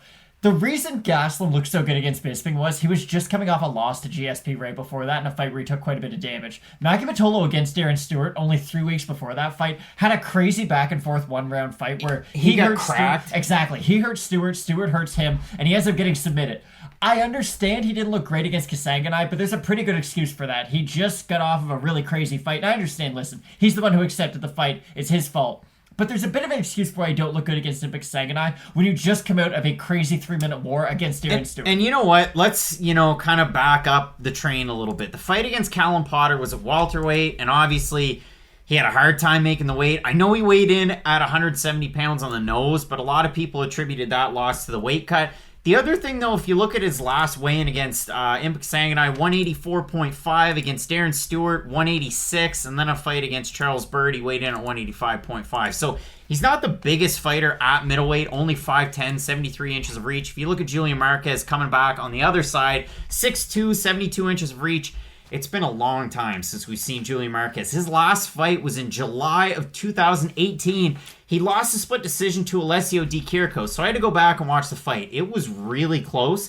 The other thing about that fight, and if you want to knock Julian Marquez for, a diminished output and this and that, he completely tore his latissimus dorsi muscle in that fight. And that was the reason that he hasn't fought since. And he had a terrible road to recovery, a terrible surgery. The doctor said that he would never fight again. And here he comes back. He's like that cat. The cat came back the very next day. Cat came back. You thought he was a goner, but the cat came back. And listen, this is a guy that has a great podcast, and I'm not joking, with Kendra Lust. And if you, for a second, go, I don't know who Kendra Lust is, you know who Kendra Lust is. Don't say that. So, Julian Marquez coming into this one, you look at his way or his path to the UFC, he loses to Chris Harris in Bellator, and then he rings off big finish wins. He finishes, Matt the Hammer Hamill. He beats Cameron Olson. He beats Phil Haas, finishes him on Dana White's Contender Series the first season. He was one of those big stars coming off the Contender Series, has a wicked fight against Darren Stewart, finishes him, And then he loses that split decision to Alessio Di Chirico, and he goes away for a long time. He's supposed to take on Saprabeg Safarov back in November. Safarov couldn't do the weight cut. Saprabeg Safarov, happy trails, no longer in the UFC. So now we get this fight. These guys are very well evenly matched, I think, and it's really tough to try and analyze Julian Marquez's game because he's been away for so long. I have no idea who's going to win this fight, and I never say that, but just the honest truth, because this fight's going to go one of two ways. Either Julian Marquez is going to somehow not get knocked out from the immense power that Maki Pitolo brings, can just kind of outlast Pitolo and wear on him, and maybe he'll be able to get a finish himself, but it kind of works both ways, because neither one of these guys are cardio kings by any means. Maki Pitolo, if he does throw really heavy power, let's say he is able to drop Marquez, and Marquez is really damaged, then Marquez is just going to be tired for the rest of the fight, and Pitolo's probably going to knock him out. The flip side, though, is if Pitolo just kind of blows his load in that first round, isn't able to get the finish, Marquez could be able to just kind of zombie his way back into this fight. Neither guy are known for their phenomenal cardio, but both guys could get that early finish. It will be interesting, and like you had said, it's been such a long time since we have seen Marquez in the cage. What version of him will we see? And it could go one of two ways. Right now, I see it like this. I think he's going to come back. He was already a fairly hittable fighter in his first round. Di Chirico was able to hit him. Darren Stewart was able to really hit him. Now, again, Darren Stewart, really good striker, but still, if you're eating shots from Darren Stewart and you're eating shots from Di Chirico, I'm worried a little bit about your ability to eat a big shot from Maki Pitolo. And again, it's not like Pitolo skill-wise is this really dangerous striker, but he does have big power at this weight class, and he throws massive looping shots. If Marquez is back with any level of ring rest, he might be a little bit too slow and he might eat one of those big shots from Pitolo. On the flip side, though, if Maki Pitolo shows up just looking for the knockout punch and we do see a more refined version of Julian Marquez, I do believe Marquez could go out there, just be defensively sound and get past that first round and then sort of implement his will as the fight progresses. But right now, I do think Pitolo is going to win this. To me, the big statement when if you really want to see a blueprint for Maki Pitolo, it's a fight against Charles Byrd. That's really a good one for him. He was able to implement the takedown. The fight against Callum Potter, he was taken down again. That one was at 170 and not 185. The fight against Darren Stewart took a ton of punishment, got finished in that one. The fight against Sanganai took a lot of punishment. I don't love to look into the stats, especially on like a kill or be killed type of fighter. He has a positive strike differential in terms of significant strikes landed and taken, but 4.87 to 4.0 taken, that's a lot of punishment, especially through a young career in the UFC. It's not that, I'm overly surprised if I look at Julian Marquez, 3.8 given to 3.33 taken, but he's been off for a long time, so you know that at least his chin hasn't been cracked that much, as long as he hasn't been getting knocked out at Topgolf or in gym or in camp. So again, I look at this one in terms of the odds, maybe a little bit of a surprise that Julian Marquez minus 185 at open. Now he's minus 180 for Maki Pitolo open plus 160. Now he's at a plus 149. And if we have a look at the total Tapology votes, Matt, I had a look earlier on in the day, and really 86% of 677 total votes going with Marquez. And listen, 57% have him to win by knockout. For the 14% that pick Pitolo, it's a large percentage, 53% thinking that he's going to win by knockout. So I'm going to go with Julian Marquez. Again, I think coming back off that surgery, he's had a long layoff, getting ready for it. He was in camp getting ready for Saprabeg Safarov. Listen, Saprabeg Safarov was one of the worst fighters in the He's UFC. awful. He was not very good. The Nick Nega Moreno win was like the biggest Steve Nash finger roll layup I've ever seen in my life. But you're getting ready for a fight like that. You at least had the chance to get into the camp, to start the weight cut. It wasn't an issue. Now you get a couple months off. You get to get ready for a fight against Maki Pitolo where you haven't taken that damage. I like Marquez in this fight. I like his striking. I like his defensive wrestling and his offensive grappling as well. And I know Maki Pitolo's had good offensive numbers. And for Julian Marquez, he's been more on the defensive than he has been in the offensive in the UFC. But I think his striking is just so powerful. And I think he's really going to cause problems for Maki Pitolo in this fight. But you're right. Such a volatile matchup here with the unknown of Marquez coming back into this one and the highs and lows of Maki Pitolo so far in the UFC that I wouldn't bet with confidence on this one. It's a pop and popcorn fight if there ever was. And here's the thing. I think I would be in agreement with you if Julian Marquez did have that warm-up fight against Saprabeg Safarov. If he did just have that one fight coming back where he does get hit a little bit and he just kind of readjusts himself to the cage, I'd have a lot more confidence picking him. But just the way right now, I do think the ring rust might end up... We're going to see him get caught at some point, and I think Pitolo will be able to take advantage. But again, zero confidence in this fight. The definition of a pop and popcorn. This is one of those ones that somebody comes back and calls you a donkey in the comments. And go for it. Let us know who you're going with because there's such a spread in the votes over on Tapology. Matt has Pitolo. I have Julian Marquez to get the win. Overall, there should be a finish in this one. I mean, you see it from the defensive stats for Marquez. 3 submissions on average per fight. He had the 2 against D. Kirko, 3 against Stewart, 1 against Hawes. It's an amazing percentage. I'm really looking forward to this fight. It should be a great one. Again, both of us going in opposite directions. You're with Pitolo, I'm with Marquez, and a great card headlined by Kamaru Usman taking on Gilbert Burns for that welterweight title. So keep it locked in with Fight Night Picks, Matt, as we always say. Let's get into it.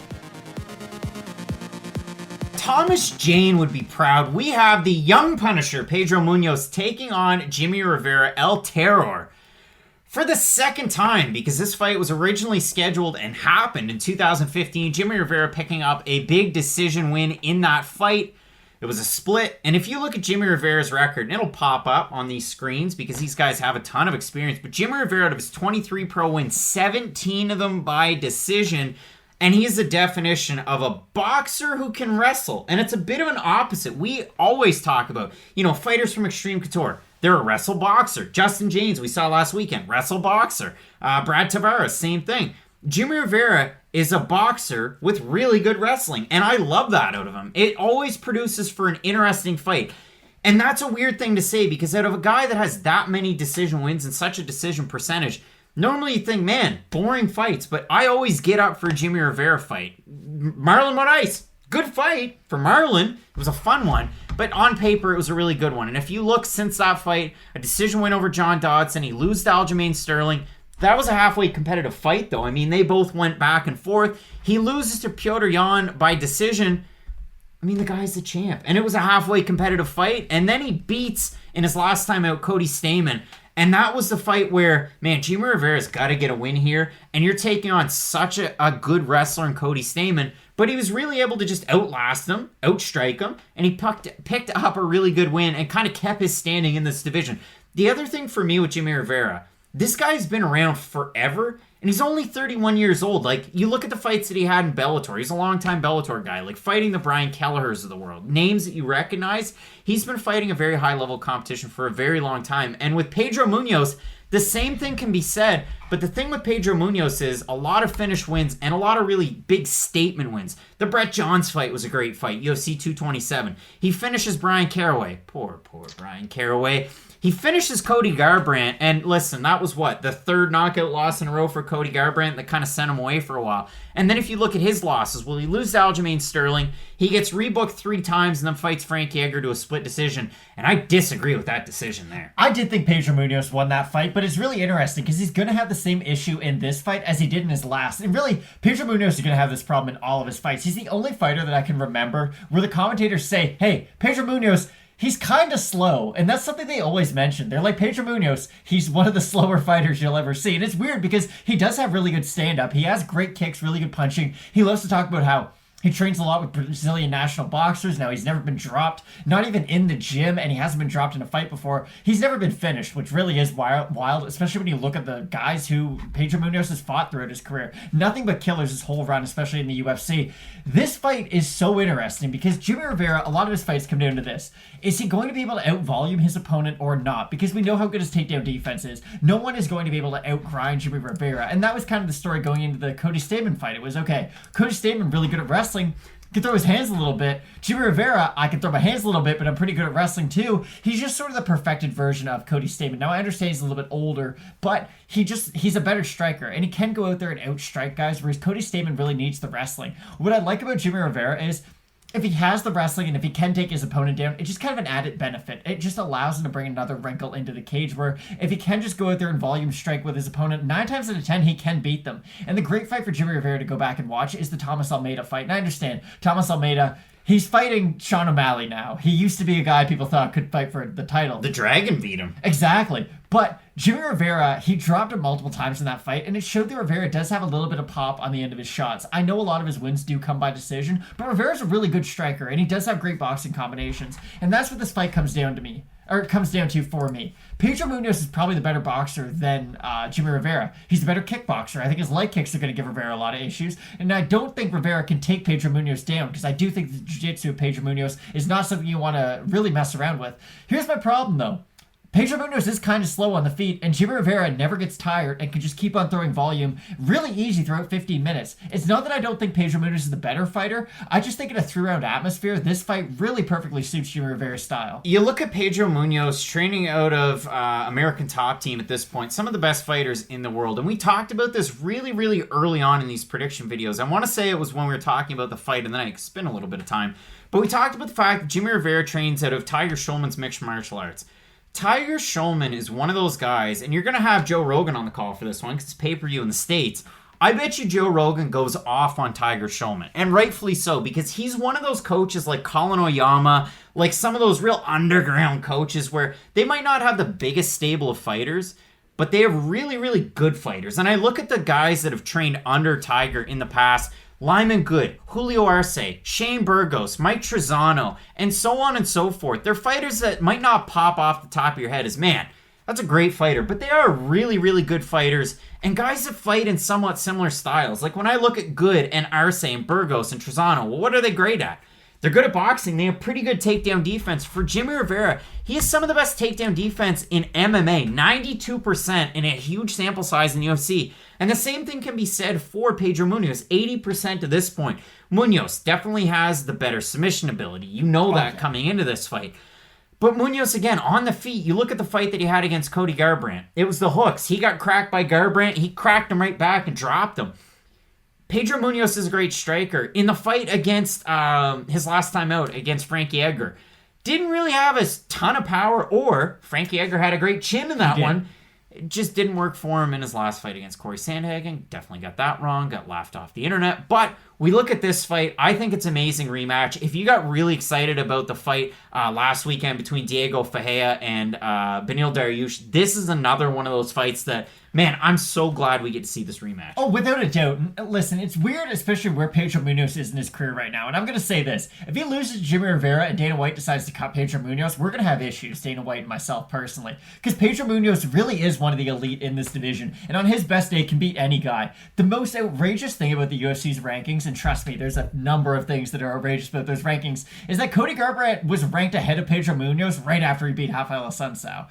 He just knocked out Cody Garbrandt not that long ago, and I understand Cody just kind of stood there and traded overhand rights with Pedro Munhoz, but you can't forget about that performance. Munhoz, on his best day, can knock out any guy in this division. Would Pedro Munhoz have gotten a title opportunity at 125 with a win like that? Probably not. Now, he can't make 125, so that doesn't really matter, but I think Pedro Munhoz has all the tools to beat Jimmie Rivera. It just stylistically, Jimmie Rivera is probably going to win this fight again. And it sucks to say, but you look at how Pedro's lost his last two fights, and even if you thought he beat Frankie, he was very hittable in that Frankie fight, and Frankie was able to land in volume and win rounds that way. Same thing with Aljamain Sterling. Aljamain Sterling, I understand. He's going to be fighting for a title. Fighting him is just very difficult. He's super unorthodox, and he throws, again, a very high level of volume, which was really hard on Pedro Munhoz, who would just try to counter with single shots. Unless you're standing there to be hit by that single shot, which of course Jimmie Rivera isn't because he has such good footwork, I just don't think you're going to be able to beat him. So I like Jimmie Rivera a lot in this fight, probably by decision. And I mean, like you said, both these guys have fought Aljamain Sterling in the past. They both lost decisions. In 2019, they both fought John Dodson in 2018, Rivera getting the win. And you look over at Pedro Munhoz having the loss on his record. If we look at the odds for this one, Matt, maybe a little bit of a surprise. Jimmie Rivera opened at minus 125. Modest favorite, I would say. He's now minus 142. If you look at Pedro Munhoz, open at plus 105. Now at a plus 115 over on Tapology. We have a decent enough sample size so far with 692 total votes. 64% going with Munhoz. 75% having to win by decision. I always like bringing that up because the odds continue to shift in the favor of Jimmie Rivera, but the fans on Tapology with a decent sample size, and these are the hardest to hardcores that are going out there and voting early. I'm sure you, the viewer at home, have gone over there and checked that stuff out.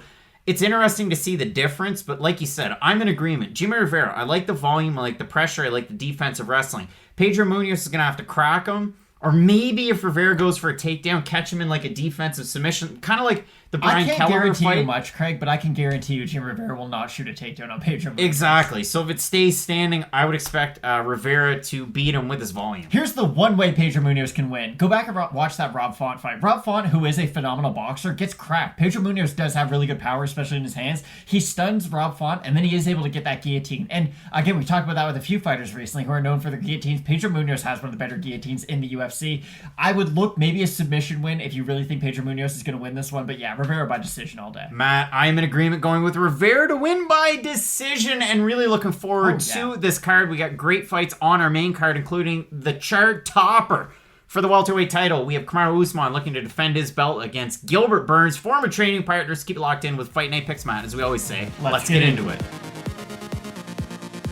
We have a crossroads fight. At 185 pounds, we have Kelvin Gastelum coming in here on a 3-fight losing streak, set to take on Ian the Hurricane Heinisch, better known as Ian Bangkok Ready Heinisch. This is the Jorge Gurgel of MMA, if there ever was one, apart from Jorge Gurgel, really. You look at Ian Heinisch, and he was on a 2-fight losing streak before his last fight. Lost to Derek Brunson, back and forth war, and then Heinisch kind of fell off a cliff. And then in his next time out, he took on Omari Akhmedov. And listen, you can say anything you want about Omari Akhmedov, but the guy will stick on you like glue. His cardio is weird, and he's a great wrestler. And he was able to outlast Ian Heinisch. So Ian Heinisch gets outlasted in 2 fights. What does he do?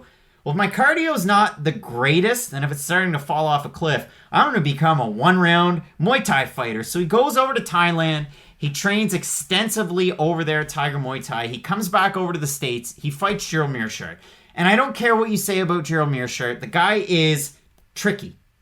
I mean, if you're Khamzat Chimaev, he's not so tricky. But if you're Ian Heinisch, he is. And what does Heinisch do? Starts punishing that leg. Starts just whipping at it.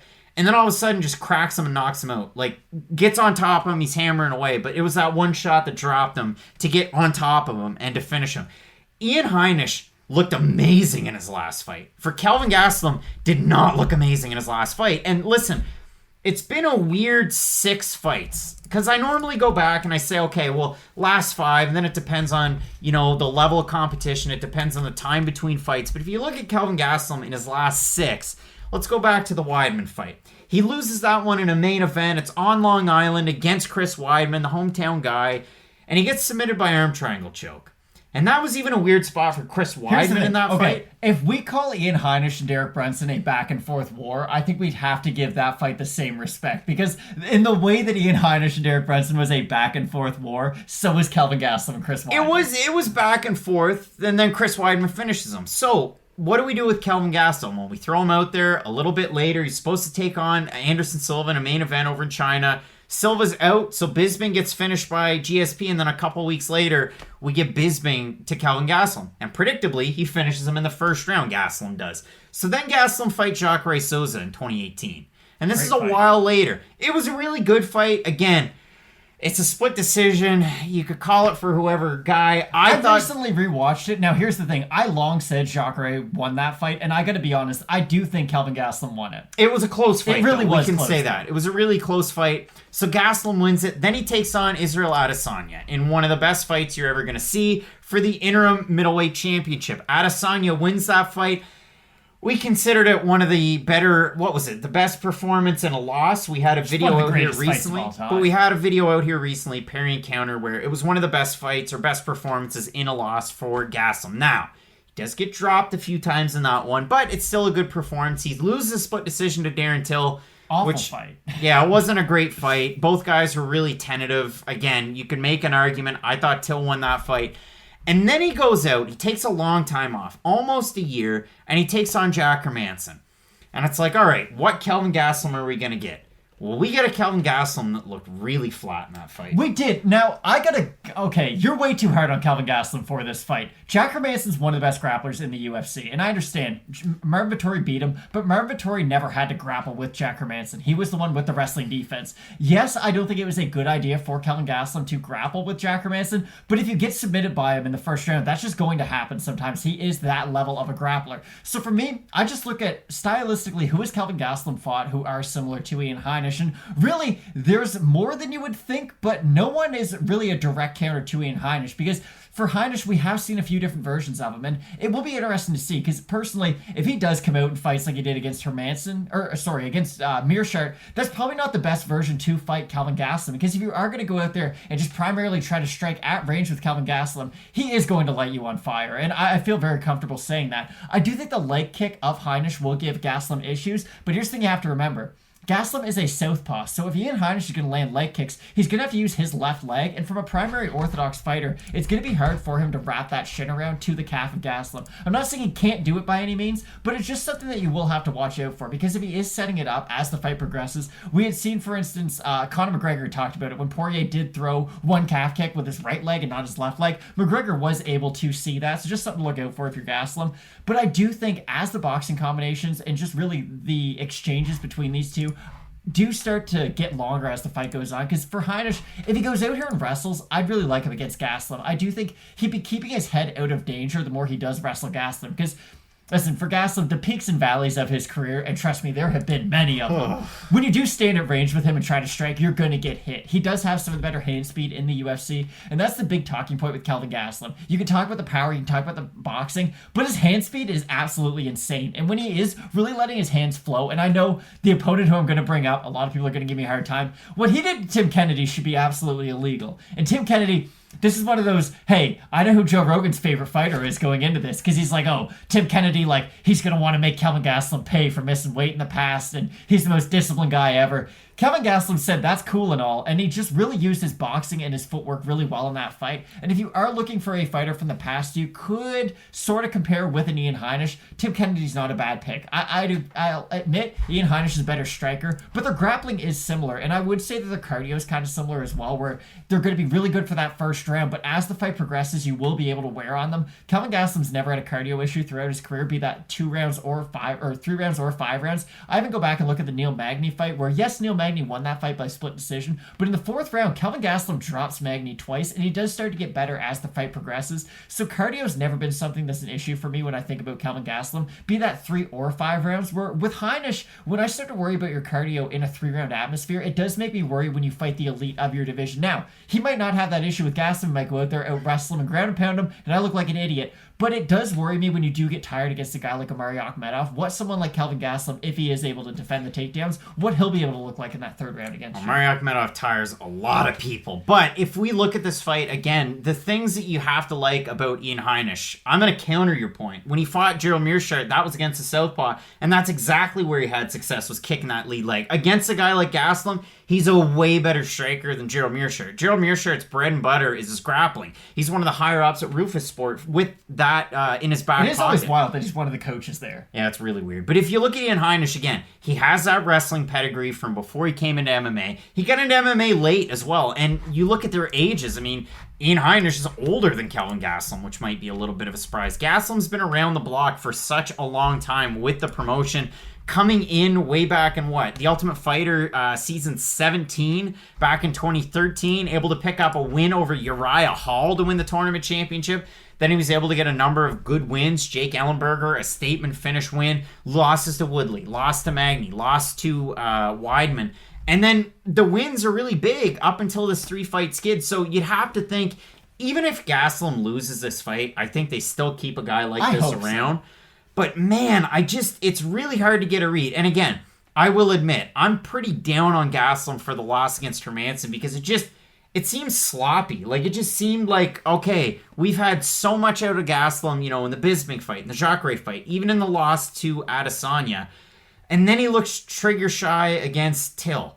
And then he just doesn't look great. He just looked flat against Hermanson, and I get it. Jack Hermanson is a very, very good grappler. He's a really sneaky striker, and maybe Kelvin Gastelum didn't expect a fight like that so early on from Hermanson. Maybe expect he was going to kind of enter into the grappling exchanges with some more striking to try and draw out Kelvin Gastelum, but he went in there quick and he got the finish. So for me, I like Heinisch, the fact that he's coming in from that orthodox stance. Now, the weird thing is, just due to the way that the world is, he's not over in Thailand training. He's out of, I want to say Generation MMA Striking, Genesis MMA. So in Colorado, he's no longer with Factory X with Mark Montoya. So we'll see how all of that plays out. But again, he did look really good in that fight against Mearshart. If you don't like the loss to Akhmedov and Brunson, well, I'll tell you this. Omari Akhmedov is a totally different fighter than Kelvin Gastelum. All Omari does is wrestle. Derek Brunson, good wrestler in his back pocket. He's gotten back to more wrestling, since he's kind of been finished a few times. Boxing-oriented southpaw, though. Yeah, and you know the striking that you get out of Derek Brunson. Like you said, boxing-oriented southpaw, but it's more power over volume, which you normally get out of a guy like Gastelum. But let's back it up, and I'll give Gastelum some praise. And I haven't done this in a while. What's Kelvin Gastelum really good at? Boxing in the pocket and exchanging really far in tight. And his defensive grappling isn't terrible. We talked about it early on. I think Brian Kelleher was the guy that I said this about. But 63% takedown defense. If you're above 60% with a big sample size, I like it. So I'll give that to Kelvin Gastelum. And maybe his last fight was a one-off fluke. I like Heinisch in a 3-round fight. I like his Jorge Gurgel stance. And if he comes out here early and really starts to crack, I like it.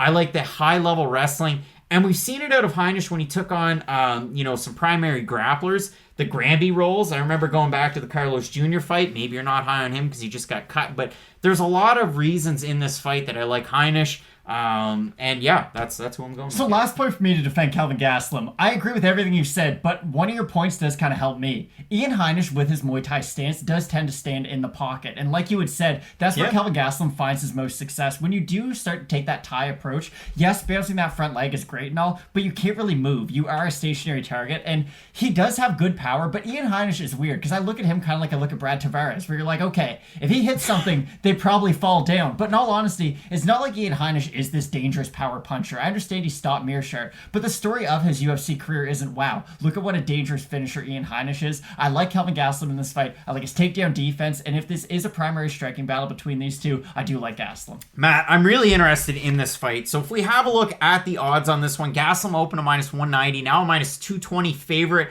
If we look at Ian Heinisch, open to plus 165, now plus 176 over on best fight odds. The Tapology votes, 699 of them. 84% Gastelum, 66% by decision. So I'll be the outlier here. I'll take the underdog in Ian Heinisch. You're going with the favorite, Kelvin Gastelum. It should be a great fight. Oh, yeah. And it has major implications in this middleweight division that's ever evolving. So we're differing on the picks, but really looking forward to the fight. We got a great card headlined by that big-time main event. Kamaru Usman taking on Gilbert Burns finally for welterweight gold. So keep it locked in with Fight Night Picks, Matt. As we always say, let's get into it.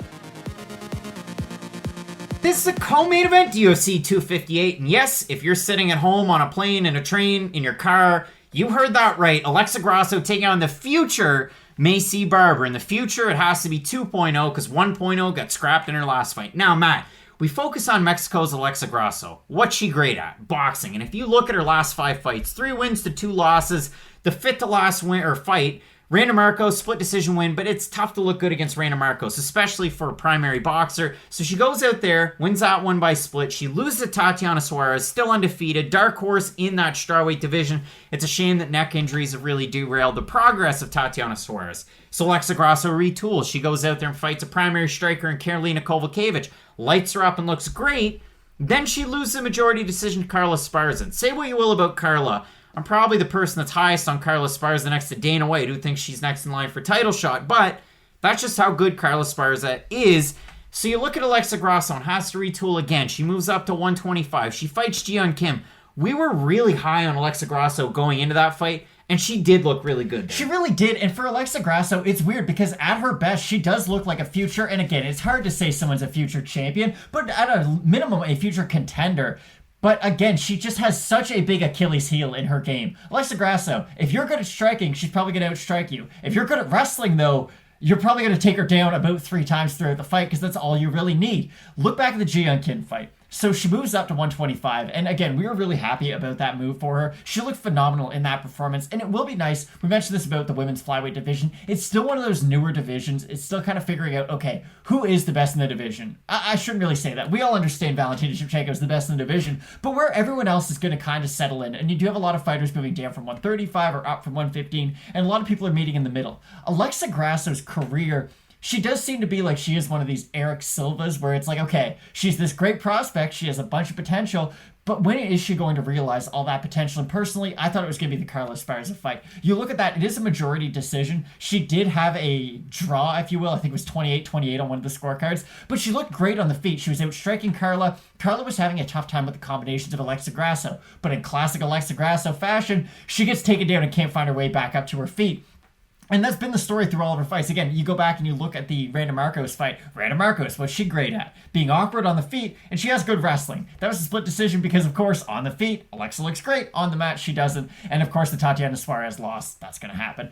Carolina, I thought she looked great against, and I really did think that that was the fight that kind of shifted the career of Alexa Grasso, if you will. You beat Karolina Kowalkiewicz. I understand. I don't even know if she's in the UFC anymore, which is kind of wild, but at one point, that meant a lot. And the way that Alexa Grasso looked, she out-Muay Thai'd someone who was really known for their Muay Thai in the UFC, and I thought, okay, we're finally going to get this new and improved. Like, this is the perfected version of Grasso. This will be the woman who does get into that top 5. And then again, she fights Carla Esparza. And the thing I don't like about Alexa Grasso, she doesn't work to get back up to her feet. She will kind of tie up on her back and look for the ref to get her up. And that really concerns me when she does end up fighting, the Caitlin Chukagians of this division. Anyone who can go out there and can strike with you at range or can just shoot a double leg takedown. Lauren Murphy would be a very difficult task. A lot of those women at the top of this 125 division, they do have that grit and grime kind of style, and I do see Alexa Grasso struggling with them. But I think this is the perfect fight back for Maycee Barber. And I had said it before, this really is kind of a boxing fight in MMA. And let me explain. Maycee Barber, really, well, her nickname's The Future, really pumped up prospect. Everyone's excited for her. She gets hurt. She has a bad loss. She's been away for a long time. Well, now we're giving her opponent who has a little bit of notoriety, has fought at a weight class below, has had quite a bit of success at strawweight, and now she's fighting at a weight class that, yes, her last win comes at 125, but she's not 100% a 125er yet. So there is a bit of a question mark as to, can Alexa Grasso really hang with the stand-up of Maycee Barber? Can she stand on the outside and eat some of the power that Barber can bring to her? I think this is a great tune-up fight for Maycee Barber. I think this is a really nice fight for her to come back off of such a big injury, and I'm curious to get your thoughts of, how do you think Barber gets on the inside of such a rangy fighter like Alexa Grasso? Well, again, before I answer that, and now that we made it a little bit into this video, this is crazy that this is a co-main event of a pay-per-view. Okay, I'm glad you said that. I look at this fight, and we compared it. Our first fight on the card, Gillian Robertson and Miranda Maverick.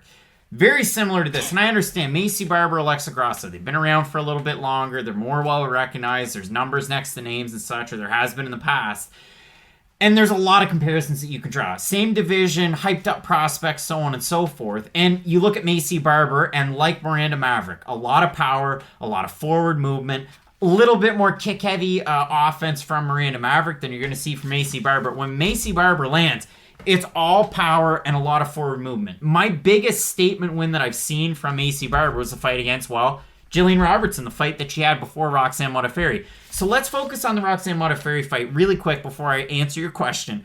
Maycee Barber was outstruck 112-25 in that fight. And her father kind of went with the fact that, and listen, I'm not even going to say fact, they went on a bit of a press tour as to the fact that they had to really kind of back up the loss and the fact that she tore ACL in the first round. Partial tear or not, if you've ever had a knee injury, you understand how difficult it is to move around. I know when I hurt my knee, I couldn't move for a while, and I'm not a pro fighter. I'm a guy that plays baseball halfway competitively as an adult. I don't even get paid to play, so it's not even close. But Maycee Barber, getting an opportunity like this off of that injury shows how much stock the promotion has into her. And A, great win for Roxanne Modafferi, but B, you're right. Alexa Grasso, very rangy striker, very classical boxer. And I hate to make the comparison, and it's a cheap one, but Alexa Grasso, such a great boxer. Irene Aldana, up a weight class, really good boxer, both from Mexico. Terrible comparison. But you look at Alexa Grasso, where does she have success? Well, it's in the space. It's in the space when she can start to land her volume and her combinations. What does Maycee Barber do oh so well? Close distance and land with a ton of power. Now, this is where you can't really look too much into the stats, but we'll just draw a kind of a vague conclusion. I was surprised when I looked at them. Both of these women almost throw at a 2-to-1 pace, given to taken with significant strikes. Barber more accurate, a little bit less on the defensive side, but those numbers are skewed because less fights in the UFC, and she took a lot of shots in that fight against Roxanne Modafferi, so you're going to see those numbers skewed. Good takedown defense from Barber. Not necessarily going for takedowns, but we've seen it so far in her young career. If you look at the wins, Jamie Colleen on Contender Series, Hannah Cipher, she got on top and pounded away, JJ Aldrich pounded away, and Gillian Robertson. So, you look at the wins so far in the UFC, 3 big wins, 3 of them by finish, Roxanne the loss by decision. For Alexa Grasso, she's been around for quite some time. I mean, you look at her time in Invicta, wins over Mizuki, Jodie Esquibel, Heather Clark in the UFC. Lose to Felice Herrig. She got out volumed. I went back and watched that fight. And Felice is tricky because she's like a kickboxer, but she can incorporate some takedowns if the time is right. And then again, we talked about the last 5 for Alexa Grasso. So to answer it, Maycee Barber could eat shots on the way in. We saw Ji-Yeon Kim try to do it. She wasn't able to do it. I think Barber will have more success than Ji-Yeon Kim did. So it's really tough to try and tell, though. I agree, and it is interesting, too. It's something we haven't really talked about. Alexa Grasso is much more kick-heavy than Maycee Barber, and along with her reach and her footwork, it is going to be difficult for Barber to get on the inside. The thing about Barber, though, when you do bring up some of those stats, they are really heavily skewed by that Roxanne performance, so I'm not overly concerned about Barber eating shots on her way in, especially with a fighter like Alexa Grasso, who I do think is a really good striker. Her technique's really good, but she doesn't have much pop behind her shots. Unless she is landing flush head kicks, I really doubt she's going to have enough power to put someone like Maycee Barber down. And if Maycee does decide to use her wrestling, I could see her securing a takedown against Grasso. I understand, listen, Grasso's takedown defense isn't even that bad. I do believe it is in that 60% range, but if you actually go back and watch her fights, it's the amount of time she spends on her back after giving up a takedown. She's not like, okay, I get taken down, then I'm right back up to my feet. It's, I've been taken down. Here we are. So if Maycee does start to have a little bit of trouble on the feet, I could see her use her wrestling in her back pocket. Although I don't think that's the most likely outcome. I see her shooting for a takedown as being much more likely than Grasso going for any wrestling. I like Barber in this fight. I like her boxing. I like her overall power. And I do think if she can get Grasso up against the cage, similar to what she was able to do against Robertson, then she can really let her power start to show. And when she lets her combos fly, there's not a lot of people who can stand up to her shots. Yeah, it's a shame that you can't bring your Life Alert bracelet in with you when you've fallen and you can't get up if you're Alexa Grasso. But in this one, listen, Grasso can definitely win if Barber's tentative, and we talked about that. The fight with Justin James when he took on Devontae Smith. It was all on short notice. Smith was supposed to take on Alex De Silva. But the point is, in that fight, Devontae Smith's coming off what? A year and a half away. He had a major Achilles injury, so you expect, okay, well, if he's tentative, he's probably not going to win because Justin James came in with a game plan of, I'm going to knock his head off. And what did he do in that fight, Matt? He did that. Yeah. Yeah, and it didn't work. So if you're Maycee Barber, she's not overly tentative on her knee. We've seen fighters hurt their ACL, Thiago Santos recently, and he was somewhat tentative. Cub Swanson went out there and said, hey boys, your plan is not true about ACL. Sometimes it doesn't affect you, and here is the good thing, and we talked about this a little bit before we started shooting. Maycee Barber's only 22 years old. If you tear your ACL at a young age, you can get past that. It's not going to end up ruining your career forever. Whereas if you are a guy like Thiago Santos, who's 36, 37, and you do rely a lot on your explosiveness, it will affect you quite a bit more, so that's why I'm not putting as much stock into the injury of Barber. Big fight coming up against Rakic. Now, Matt, if we look at the odds in this one, Maycee Barber open a minus 130. She's now a plus 116 underdog. Alexa Grasso, biggest mover and shaker on the card so far, open plus 110. She's now at a minus 142. And if we look at the Topology votes, 692 of them, 60% Barber, 61% by decision. I'm perplexed by the odds and also the Topology votes. So am I. I still like Barber. I don't know if she will get the finish in this fight because we have seen Grasso fight really good strikers and she's never been finished before on the feet. I think Barber will be able to get it done. Again, the UFC is putting this fight together as the co-main event of a pay-per-view on purpose. They just had Amanda Hebos, who they thought was going to be one of their cash cows in the women's division, lose in a big fight on a pay-per-view. They do not want that to happen again. They picked this fight on purpose to be the co-main event. I think the UFC wants Maycee Barber to win. I think Maycee Barber is going to win. And listen, if Alexa Grasso wins, you got Irene Altana, and Alexa Grasso is your Mexican women's, I wouldn't say superstars, but budding stars for sure, and especially a win for Alexa Grasso coming off of Ji-Yeon Kim and then Maycee Barber. Holy smokes, you do have a rising prospect, and maybe we're talking Chukagian or Murphy next. So I'm really looking forward to this fight, but I am going slightly with the now underdog in Maycee Barber. It might seem silly to say, we'll have to see what she looks like off of that ACL injury, so it is tough to tell. I'm not going to throw this one down on my card. Maybe you feel confident after a first round and you live bet it, but I'm going with Barber. You're going with Barber. And Matt, we only have one fight left. We're really looking forward to our main event. We have Kamaru Usman looking to defend his belt against the one and only Gilbert Burns. So keep it locked in with Fight Night Picks, Matt. As we always say, let's get into it. I said I'd talk about my nuts, so let's do it. Support for Fight Night Picks is brought to you by Manscaped. Who's the best of men's below-the-waist grooming? Manscaped offers precision-engineered tools for your family jewels. Matt, we've been repping Manscaped since the start of the year. It's been about since December. So let's shake things up. I've got some great products in front of me. They want you to tell a story about a time that you shaved your nuts. Listen, I'm a nut shaver in the shower. Say that 10 times fast. Nut shaver in the shower, nut shaver in the shower, nut shaver in the shower. I'll do it 3 times. But listen, I've been there. I bought those cheap implements that you get at the big box store, and they suck and they rust and they're not good to use in the shower. And that sucks. Because then you nick your nuts and then you're worried, hey, am I going to get tetanus? Well, let me tell you this. They have a great product. It's called the Lawnmower 3.0. It debuted late last year in the UK, Canada, and Australia. We're here in Canada. If you're in the States, you had it for a bit. But if you pick up the perfect package on their website, manscaped.com, use the promo code FNP, you're going to save 20% off and get free shipping. The best part about it, that LED light. And you think, hey, will that kind of help me escape from grooming accidents in the shower? I can tell you for sure I haven't nicked my nuts with this, so it has worked pretty well for me. And that's not all. Listen. I've talked about this a number of times, so let's get like some real talk in here. I'm going to fish around for it in the handy dandy carrying case. Ooh. The charger. And you might think, well, the charger's a charger. So much more. Are they all like this? Can you set that on your mantle on top of the fireplace? Can you display this proudly in front of your friends at your post-Super Bowl party when this comes out?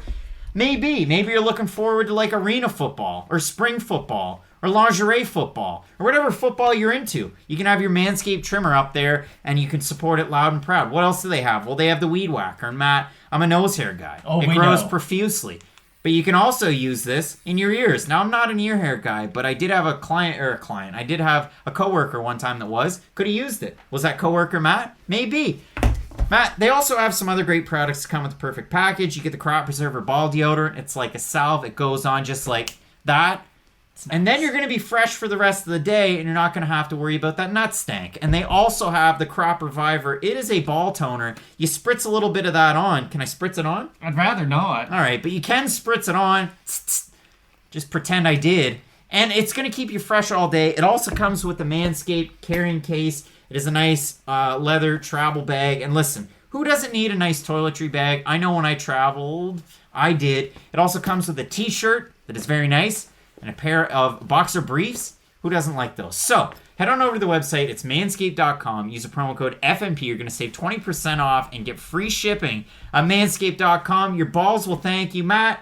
It's great stuff. It really is. Listen, we wouldn't peddle it if it wasn't great stuff. And here's the thing. If you ever have nicked your nuts and then you check later on, you're like, oh my goodness, what kind of a monstrosity is happening down there? With Manscaped, you don't have to worry about those issues. And again, use promo code FNP for not only 20% off, but free shipping as well. Manscaped.com. Your balls will thank you. I will thank you. Support the channel. And as we always say, Matt, let's keep getting into it. Really looking forward to our main event this weekend, UFC 258. We have welterweight gold on the line between Kamaru Usman, the Nigerian Nightmare, and Gilbert Burns. And Matt, this is such a good fight. It was a fight that we were expecting last summer. Unfortunately, Gilbert Burns and his team ran into a little bit of the old COVID issues, and in steps Jorge Masvidal. And Jorge Masvidal did not fight all that well. But he did get a lot of money. He was able to go cornholing later on ESPN, and that's all well and good. But in this fight, we get 100% Burns. We get 100% Usman, unless there's some injuries behind the camera that we don't get to learn about. But Burns is riding a heater. Usman's won 16 fights in a row. This is a great fight on paper. Oh, yeah. This fight stylistically is as exciting as any other fight that's coming up. And I'm going to have to agree a little bit with what Chael Sonnen's been saying lately, where he's like, okay, I'm as excited for this fight as any other one on the horizon, but it doesn't feel like there's any buzz for this main event. And I understand maybe it's because the rest of the pay-per-view isn't the most... The card's not great. Exactly. The card's not phenomenal, but just this main event really is pay-per-view worthy. You look at Kamaru Usman and what he's been able to achieve in the welterweight division. He's barely had a competitive fight so far. Now, the Colby Covington fight was a back and forth, really exciting fight. But other than that isolated fight, He beat the brakes off of he held Masvidal against the cage for a long time, so he beat him there. He beats RDA in one of the least competitive UFC main events I've ever seen in my life. And he has a really one-sided fight against Damian Maia, and then of course he beat Emil Meck earlier than that. But really, I only care about the Usman fights against the top level of competition. When I do think of the Maias, the Covingtons, and just sort of that last run that he has been on as of late, Gilbert Burns poses Kamaru Usman such an interesting question. And it really comes down to this. When Usman gets in trouble, what does he do? He likes to wrestle, because he's very, very good at it. Don't know if you've ever watched Kamaru Usman fight. He can take pretty much anyone down. He's not going to have that get-out-of-jail-free card in this fight, and I do liken it a little bit too, and I can pat myself on the back because I look smart. What I said about Overeem and Volkov, when Overeem got in trouble, normally what he can do is just clinch my opponent. That's kind of my safe position. Against Volkov, though, he just completely got away from that position, so it's okay. I don't have my get-out-of-jail-free card. What's my plan B? For Kamaru Usman, let's say the striking exchanges aren't going his way. Let's say Gilbert Burns cracks him with an overhand right. I'm not saying he drops him or anything, but just hits him with a good shot on the feet. If Kamaru Usman goes into, okay, I'm going to try to panic wrestle, I'm going to try to get Burns to the ground, he's going to get choked unconscious, and I'm pretty confident in that assessment. Gilbert Burns on the mat is like no one else at 170, and I know Damian Maia fights at 170, but he doesn't have that explosiveness that a guy in his prime still has like Gilbert Burns. Damian Maia can take you down and he can choke you out, but the way he's going to do it is he's going to grab the single leg. And then he's going to wear on you. And that's round 1. And then round 2 is going to come and he's going to do the same thing. And then by round 3, you're going to be so tired that by that third takedown, he will find his way to your back and eventually go for the submission. Gilbert Burns does not go for those kind of jiu-jitsu-esque trip takedowns. He's a phenomenal wrestler himself, and I do think a lot of that can kind of be credited to Kamaru Usman. Now, if you look at Gilbert Burns when he does wrestle, it's a polar opposite of Kamaru Usman. He has great takedown defense, exactly, because of Kamaru Usman. You look at these two guys, and the major narrative is, and you'll see it in the promos, the embeddeds, the UFC countdown, the road to the UFC, whatever you're watching. I don't think HBO's doing You've got anything, Jerry but Springer baggage hands. I like if it. you're watching any of this, you're going to see the fact that these guys have trained together extensively. They were buddies. They gravitated to each other because for Kamaru Usman, well, I'm going to learn defensive tactics to grapplers, and I'm also going to be able to work my striking. For Gilbert Burns, I'm going to work my wrestling, defense, and offense. And when you watch Gilbert Burns wrestle, he will have some trips, but it's into these upper body throws that'll go in. But here's the great thing about Gilbert Burns. He can do a double in a single leg. That's how he took Tyron Woodley down. He did take Tyron Woodley down. One of them was kind of that weird trip after he rocked him. But you look at the other takedowns in that fight, he shoots an actual double leg on Tyron Woodley, and he's able to get the takedown from that. And that's what I think is so interesting about Gilbert Burns, because he can do some judo takedowns. He will use head and arm throws, but when he wants to, he can actually wrestle like a guy who does have a college wrestling background. It's not something that you can see all that often from guys who are jiu-jitsu aces. And if you look at Kamaru Usman, of course, classically trained wrestler, you're going to see a lot of those average, or not average, but your classic wrestling takedowns, if you will. And there are a lot of people that have likened Kamaru Usman because of the win streak, because of the way that he's getting it done, to a George St. Pierre. And listen, if he continues to rack up wins, it's going to be hard not to make those comparisons. Now, before Usman, there was Tyron Woodley. And of course, Usman was the one that finally took the belt. So you go back and you look at Tyron Woodley. He fights Kamaru Usman, and he looked totally lost. And that was because of the pressure of Kamaru Usman, the fact that his striking is so well-rounded. And I say well-rounded. He's not going to throw a lot of kicks. It's just a lot of volume to push you back behind those two black lines where statistically it's going to be really hard to beat any fighter if you're fighting on your back foot like that. There's only a few fighters even on this card that have success on their back foot back there. Tyron Woodley was not one of them. So Usman pushes a very, very good pace and beats him. Tyron Woodley was booked against Robbie Lawler, then he was booked against Leon Edwards, and in steps Gilbert Burns. And Gilbert Burns, so far out of the 3-fight losing streak that Tyron Woodley's on, I would say Gilbert Burns looked the best. I know Colby Covington looked good and he finished him, but Gilbert Burns got it done in so many different ways. He outstruck him, he out-wrestled him. We've never seen Tyron Woodley wrestled until Kamaru Usman and Burns, and Covington to an extent. And listen, you can say, well, Woodley, there's something off, and I think there's something off too. I think he's kind of in that James Vick category, if you ask me. But Gilbert Burns looked great in that fight. And that's the thing. You know, we talked about Michael Chandler coming into the UFC, and I'll hang my hat on this for a while. It's not so much about the level of talent, it's the ways that you're beating them. And if you look at Gilbert Burns, you know, on the win streak that he's on, it's 6 fights in a row since the loss to Dan Hooker. He beats Olivier Aubert-Mercier, and he looks really good. He beats Mike Davis, and he finishes him. Well, how good did Mike Davis look in his last fight against, Mason Jones, not Johns, not Miles Johns. Then he fights Alexei Kunchenko. And listen, how good's Kunchenko? I don't know. Here's the thing. I'm not in M1 Global, but Kunchenko was undefeated at that time and a good wrestler. I think Kunchenko might be the most underrated fighter in UFC history when you just go back and look at his run. And I understand it's easy for us to say he's outside the UFC now, but he never got the credit that he deserved in the UFC. And I do think that's a really important win for Gilbert Burns that a lot of people just won't give any credit to because you look, okay, Kunchenko lost both those fights in the UFC, but he lost to Eliseo Zaleski dos Santos and Gilbert Burns. There's no shame in losing to those two guys. And I just think, because I'm going to bring up the fact that Gilbert Burns was able to out-wrestle Kunchenko and he was so effective with his wrestling in that fight, I think that's really impressive. You're telling me something if Kunchenko's out of the UFC, because he beat Thiago Alves in his debut and he beat Yushin Okami, so you're going to have to go back to that one because I'm not 100% sure. But what I will say, the win over Kunchenko was great. Then he picks up another really big win over Gunnar Nelson. And here's the thing. And listen, Gunnar Nelson's kind of in that Woodley category of, well, he's a great karate specialist and he's great at jiu-jitsu. What did Gilbert Burns do? He out-wrestled him. He outstruck him. He looked amazing. Then, my favorite Gilbert Burns win on this whole run is the Damian Maia win. And why? Because he battled adversity. Damian Maia was able to get on him against the cage, get his back. Then he had him totally backpack. He was fishing for the rear naked choke. What did Burns do? He stayed calm. And then he was able to get out of it. And then once it got back up to the feet, he lands that great left hand that rocks him. He does this like he's Patrick Roy wanting out of Montreal. And then he just hammers away to a point where he probably didn't need that. And maybe the referee should have stopped it a little earlier. A great win there. A great battle of, attrition, I would say, through an early first-round finish. He looks great against Woodley. He comes into this fight against Usman. So let's flip the script and go over to Usman really quickly. You talked about the win over RDA. For me, I think the win that won Kamaru Usman over with a lot of people was Emil Mech, just based on the name. Because when you're knocking out Sergio Moraes, people are going to go, oh, okay, well, that's cool. So you beat Emil Mech, that's a name.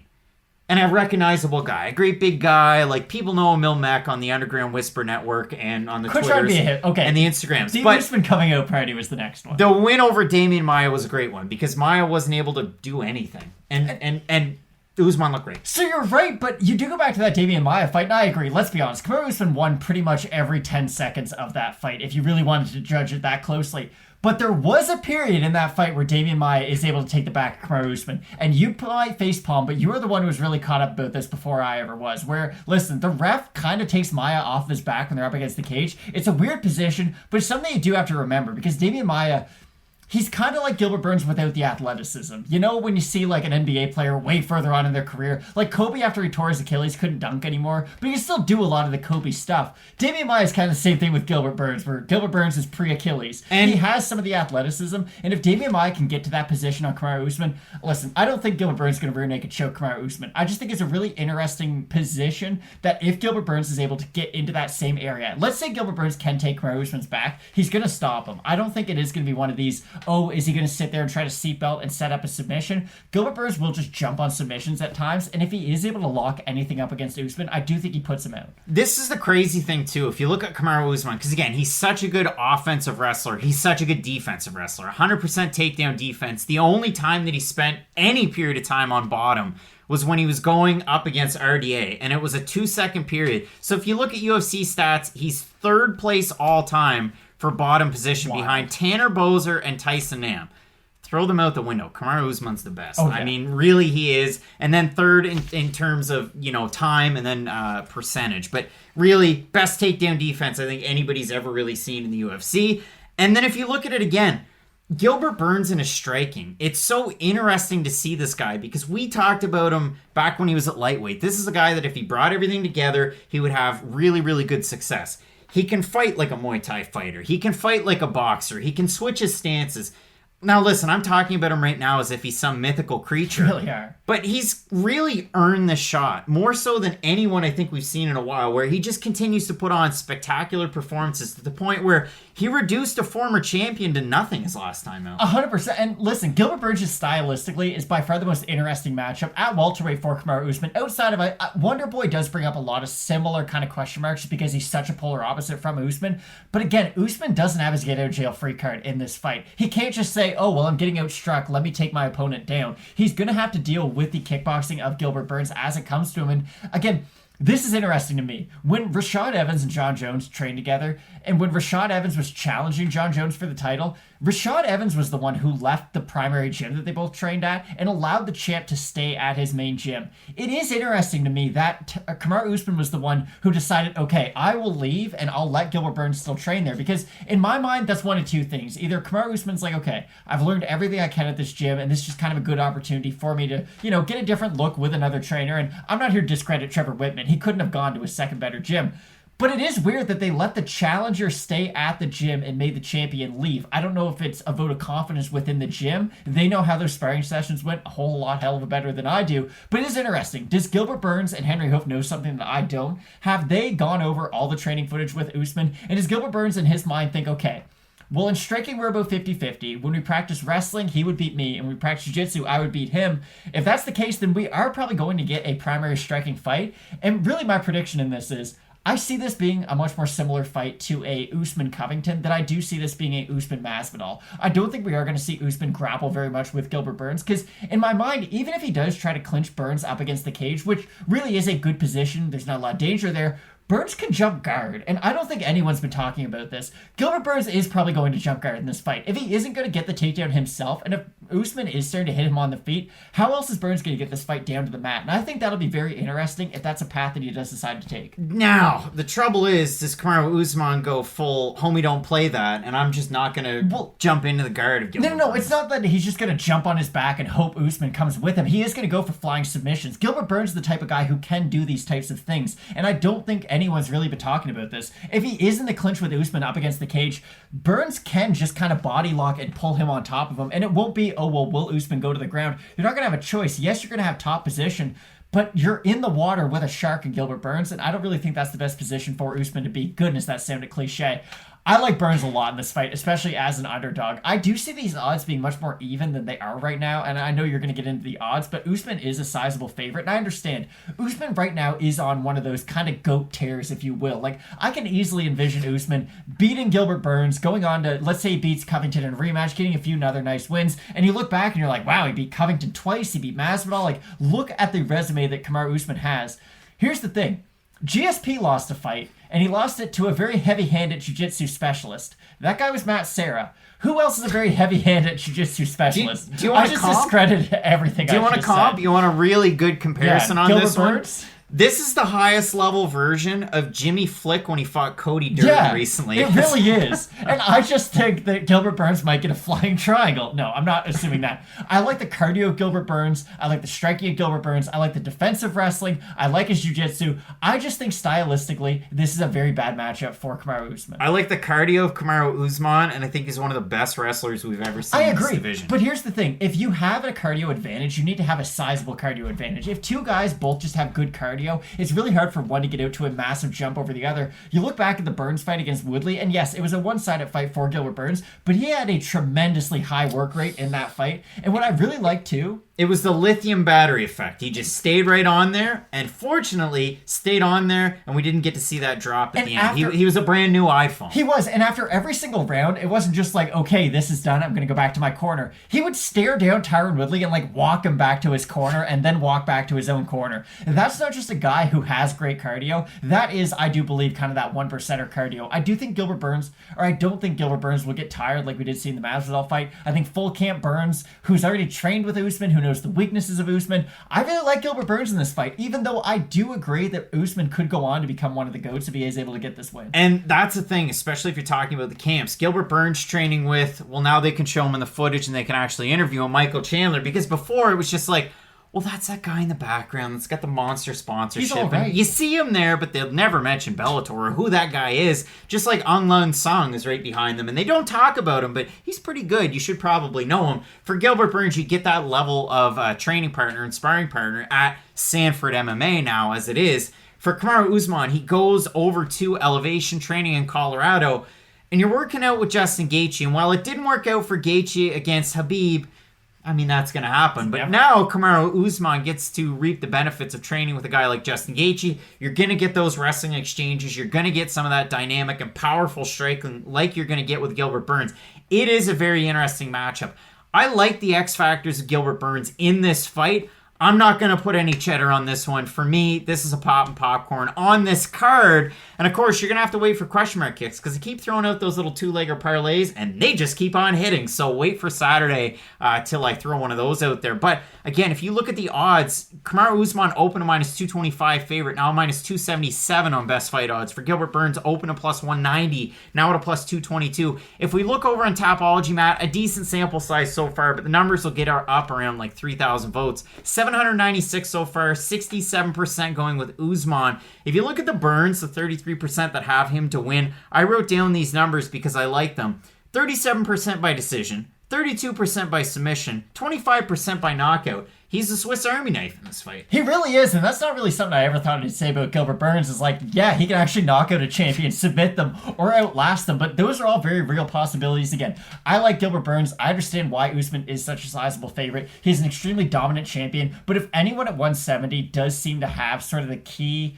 to the lock that is Kamaru Usman, I think it's Gilbert Burns. Yeah, I oddly feel the same way about this fight, and it is a really tricky one to try and figure out. I can't wait for this fight. This card is really sneaky, and there's a lot of great fights on there, so if you missed them, go check them out. Like I mentioned, question mark kicks on Saturday, a couple hours before the prelims. We have the votes and the pictures up on Instagram at Fight Night Picks beforehand. It should be a great one. Oh yeah, I can't wait. Should be a good card, so keep it locked in with Fight Night Picks, Matt. We got all kinds of great coverage coming out this week, and as we always say, let's get into it.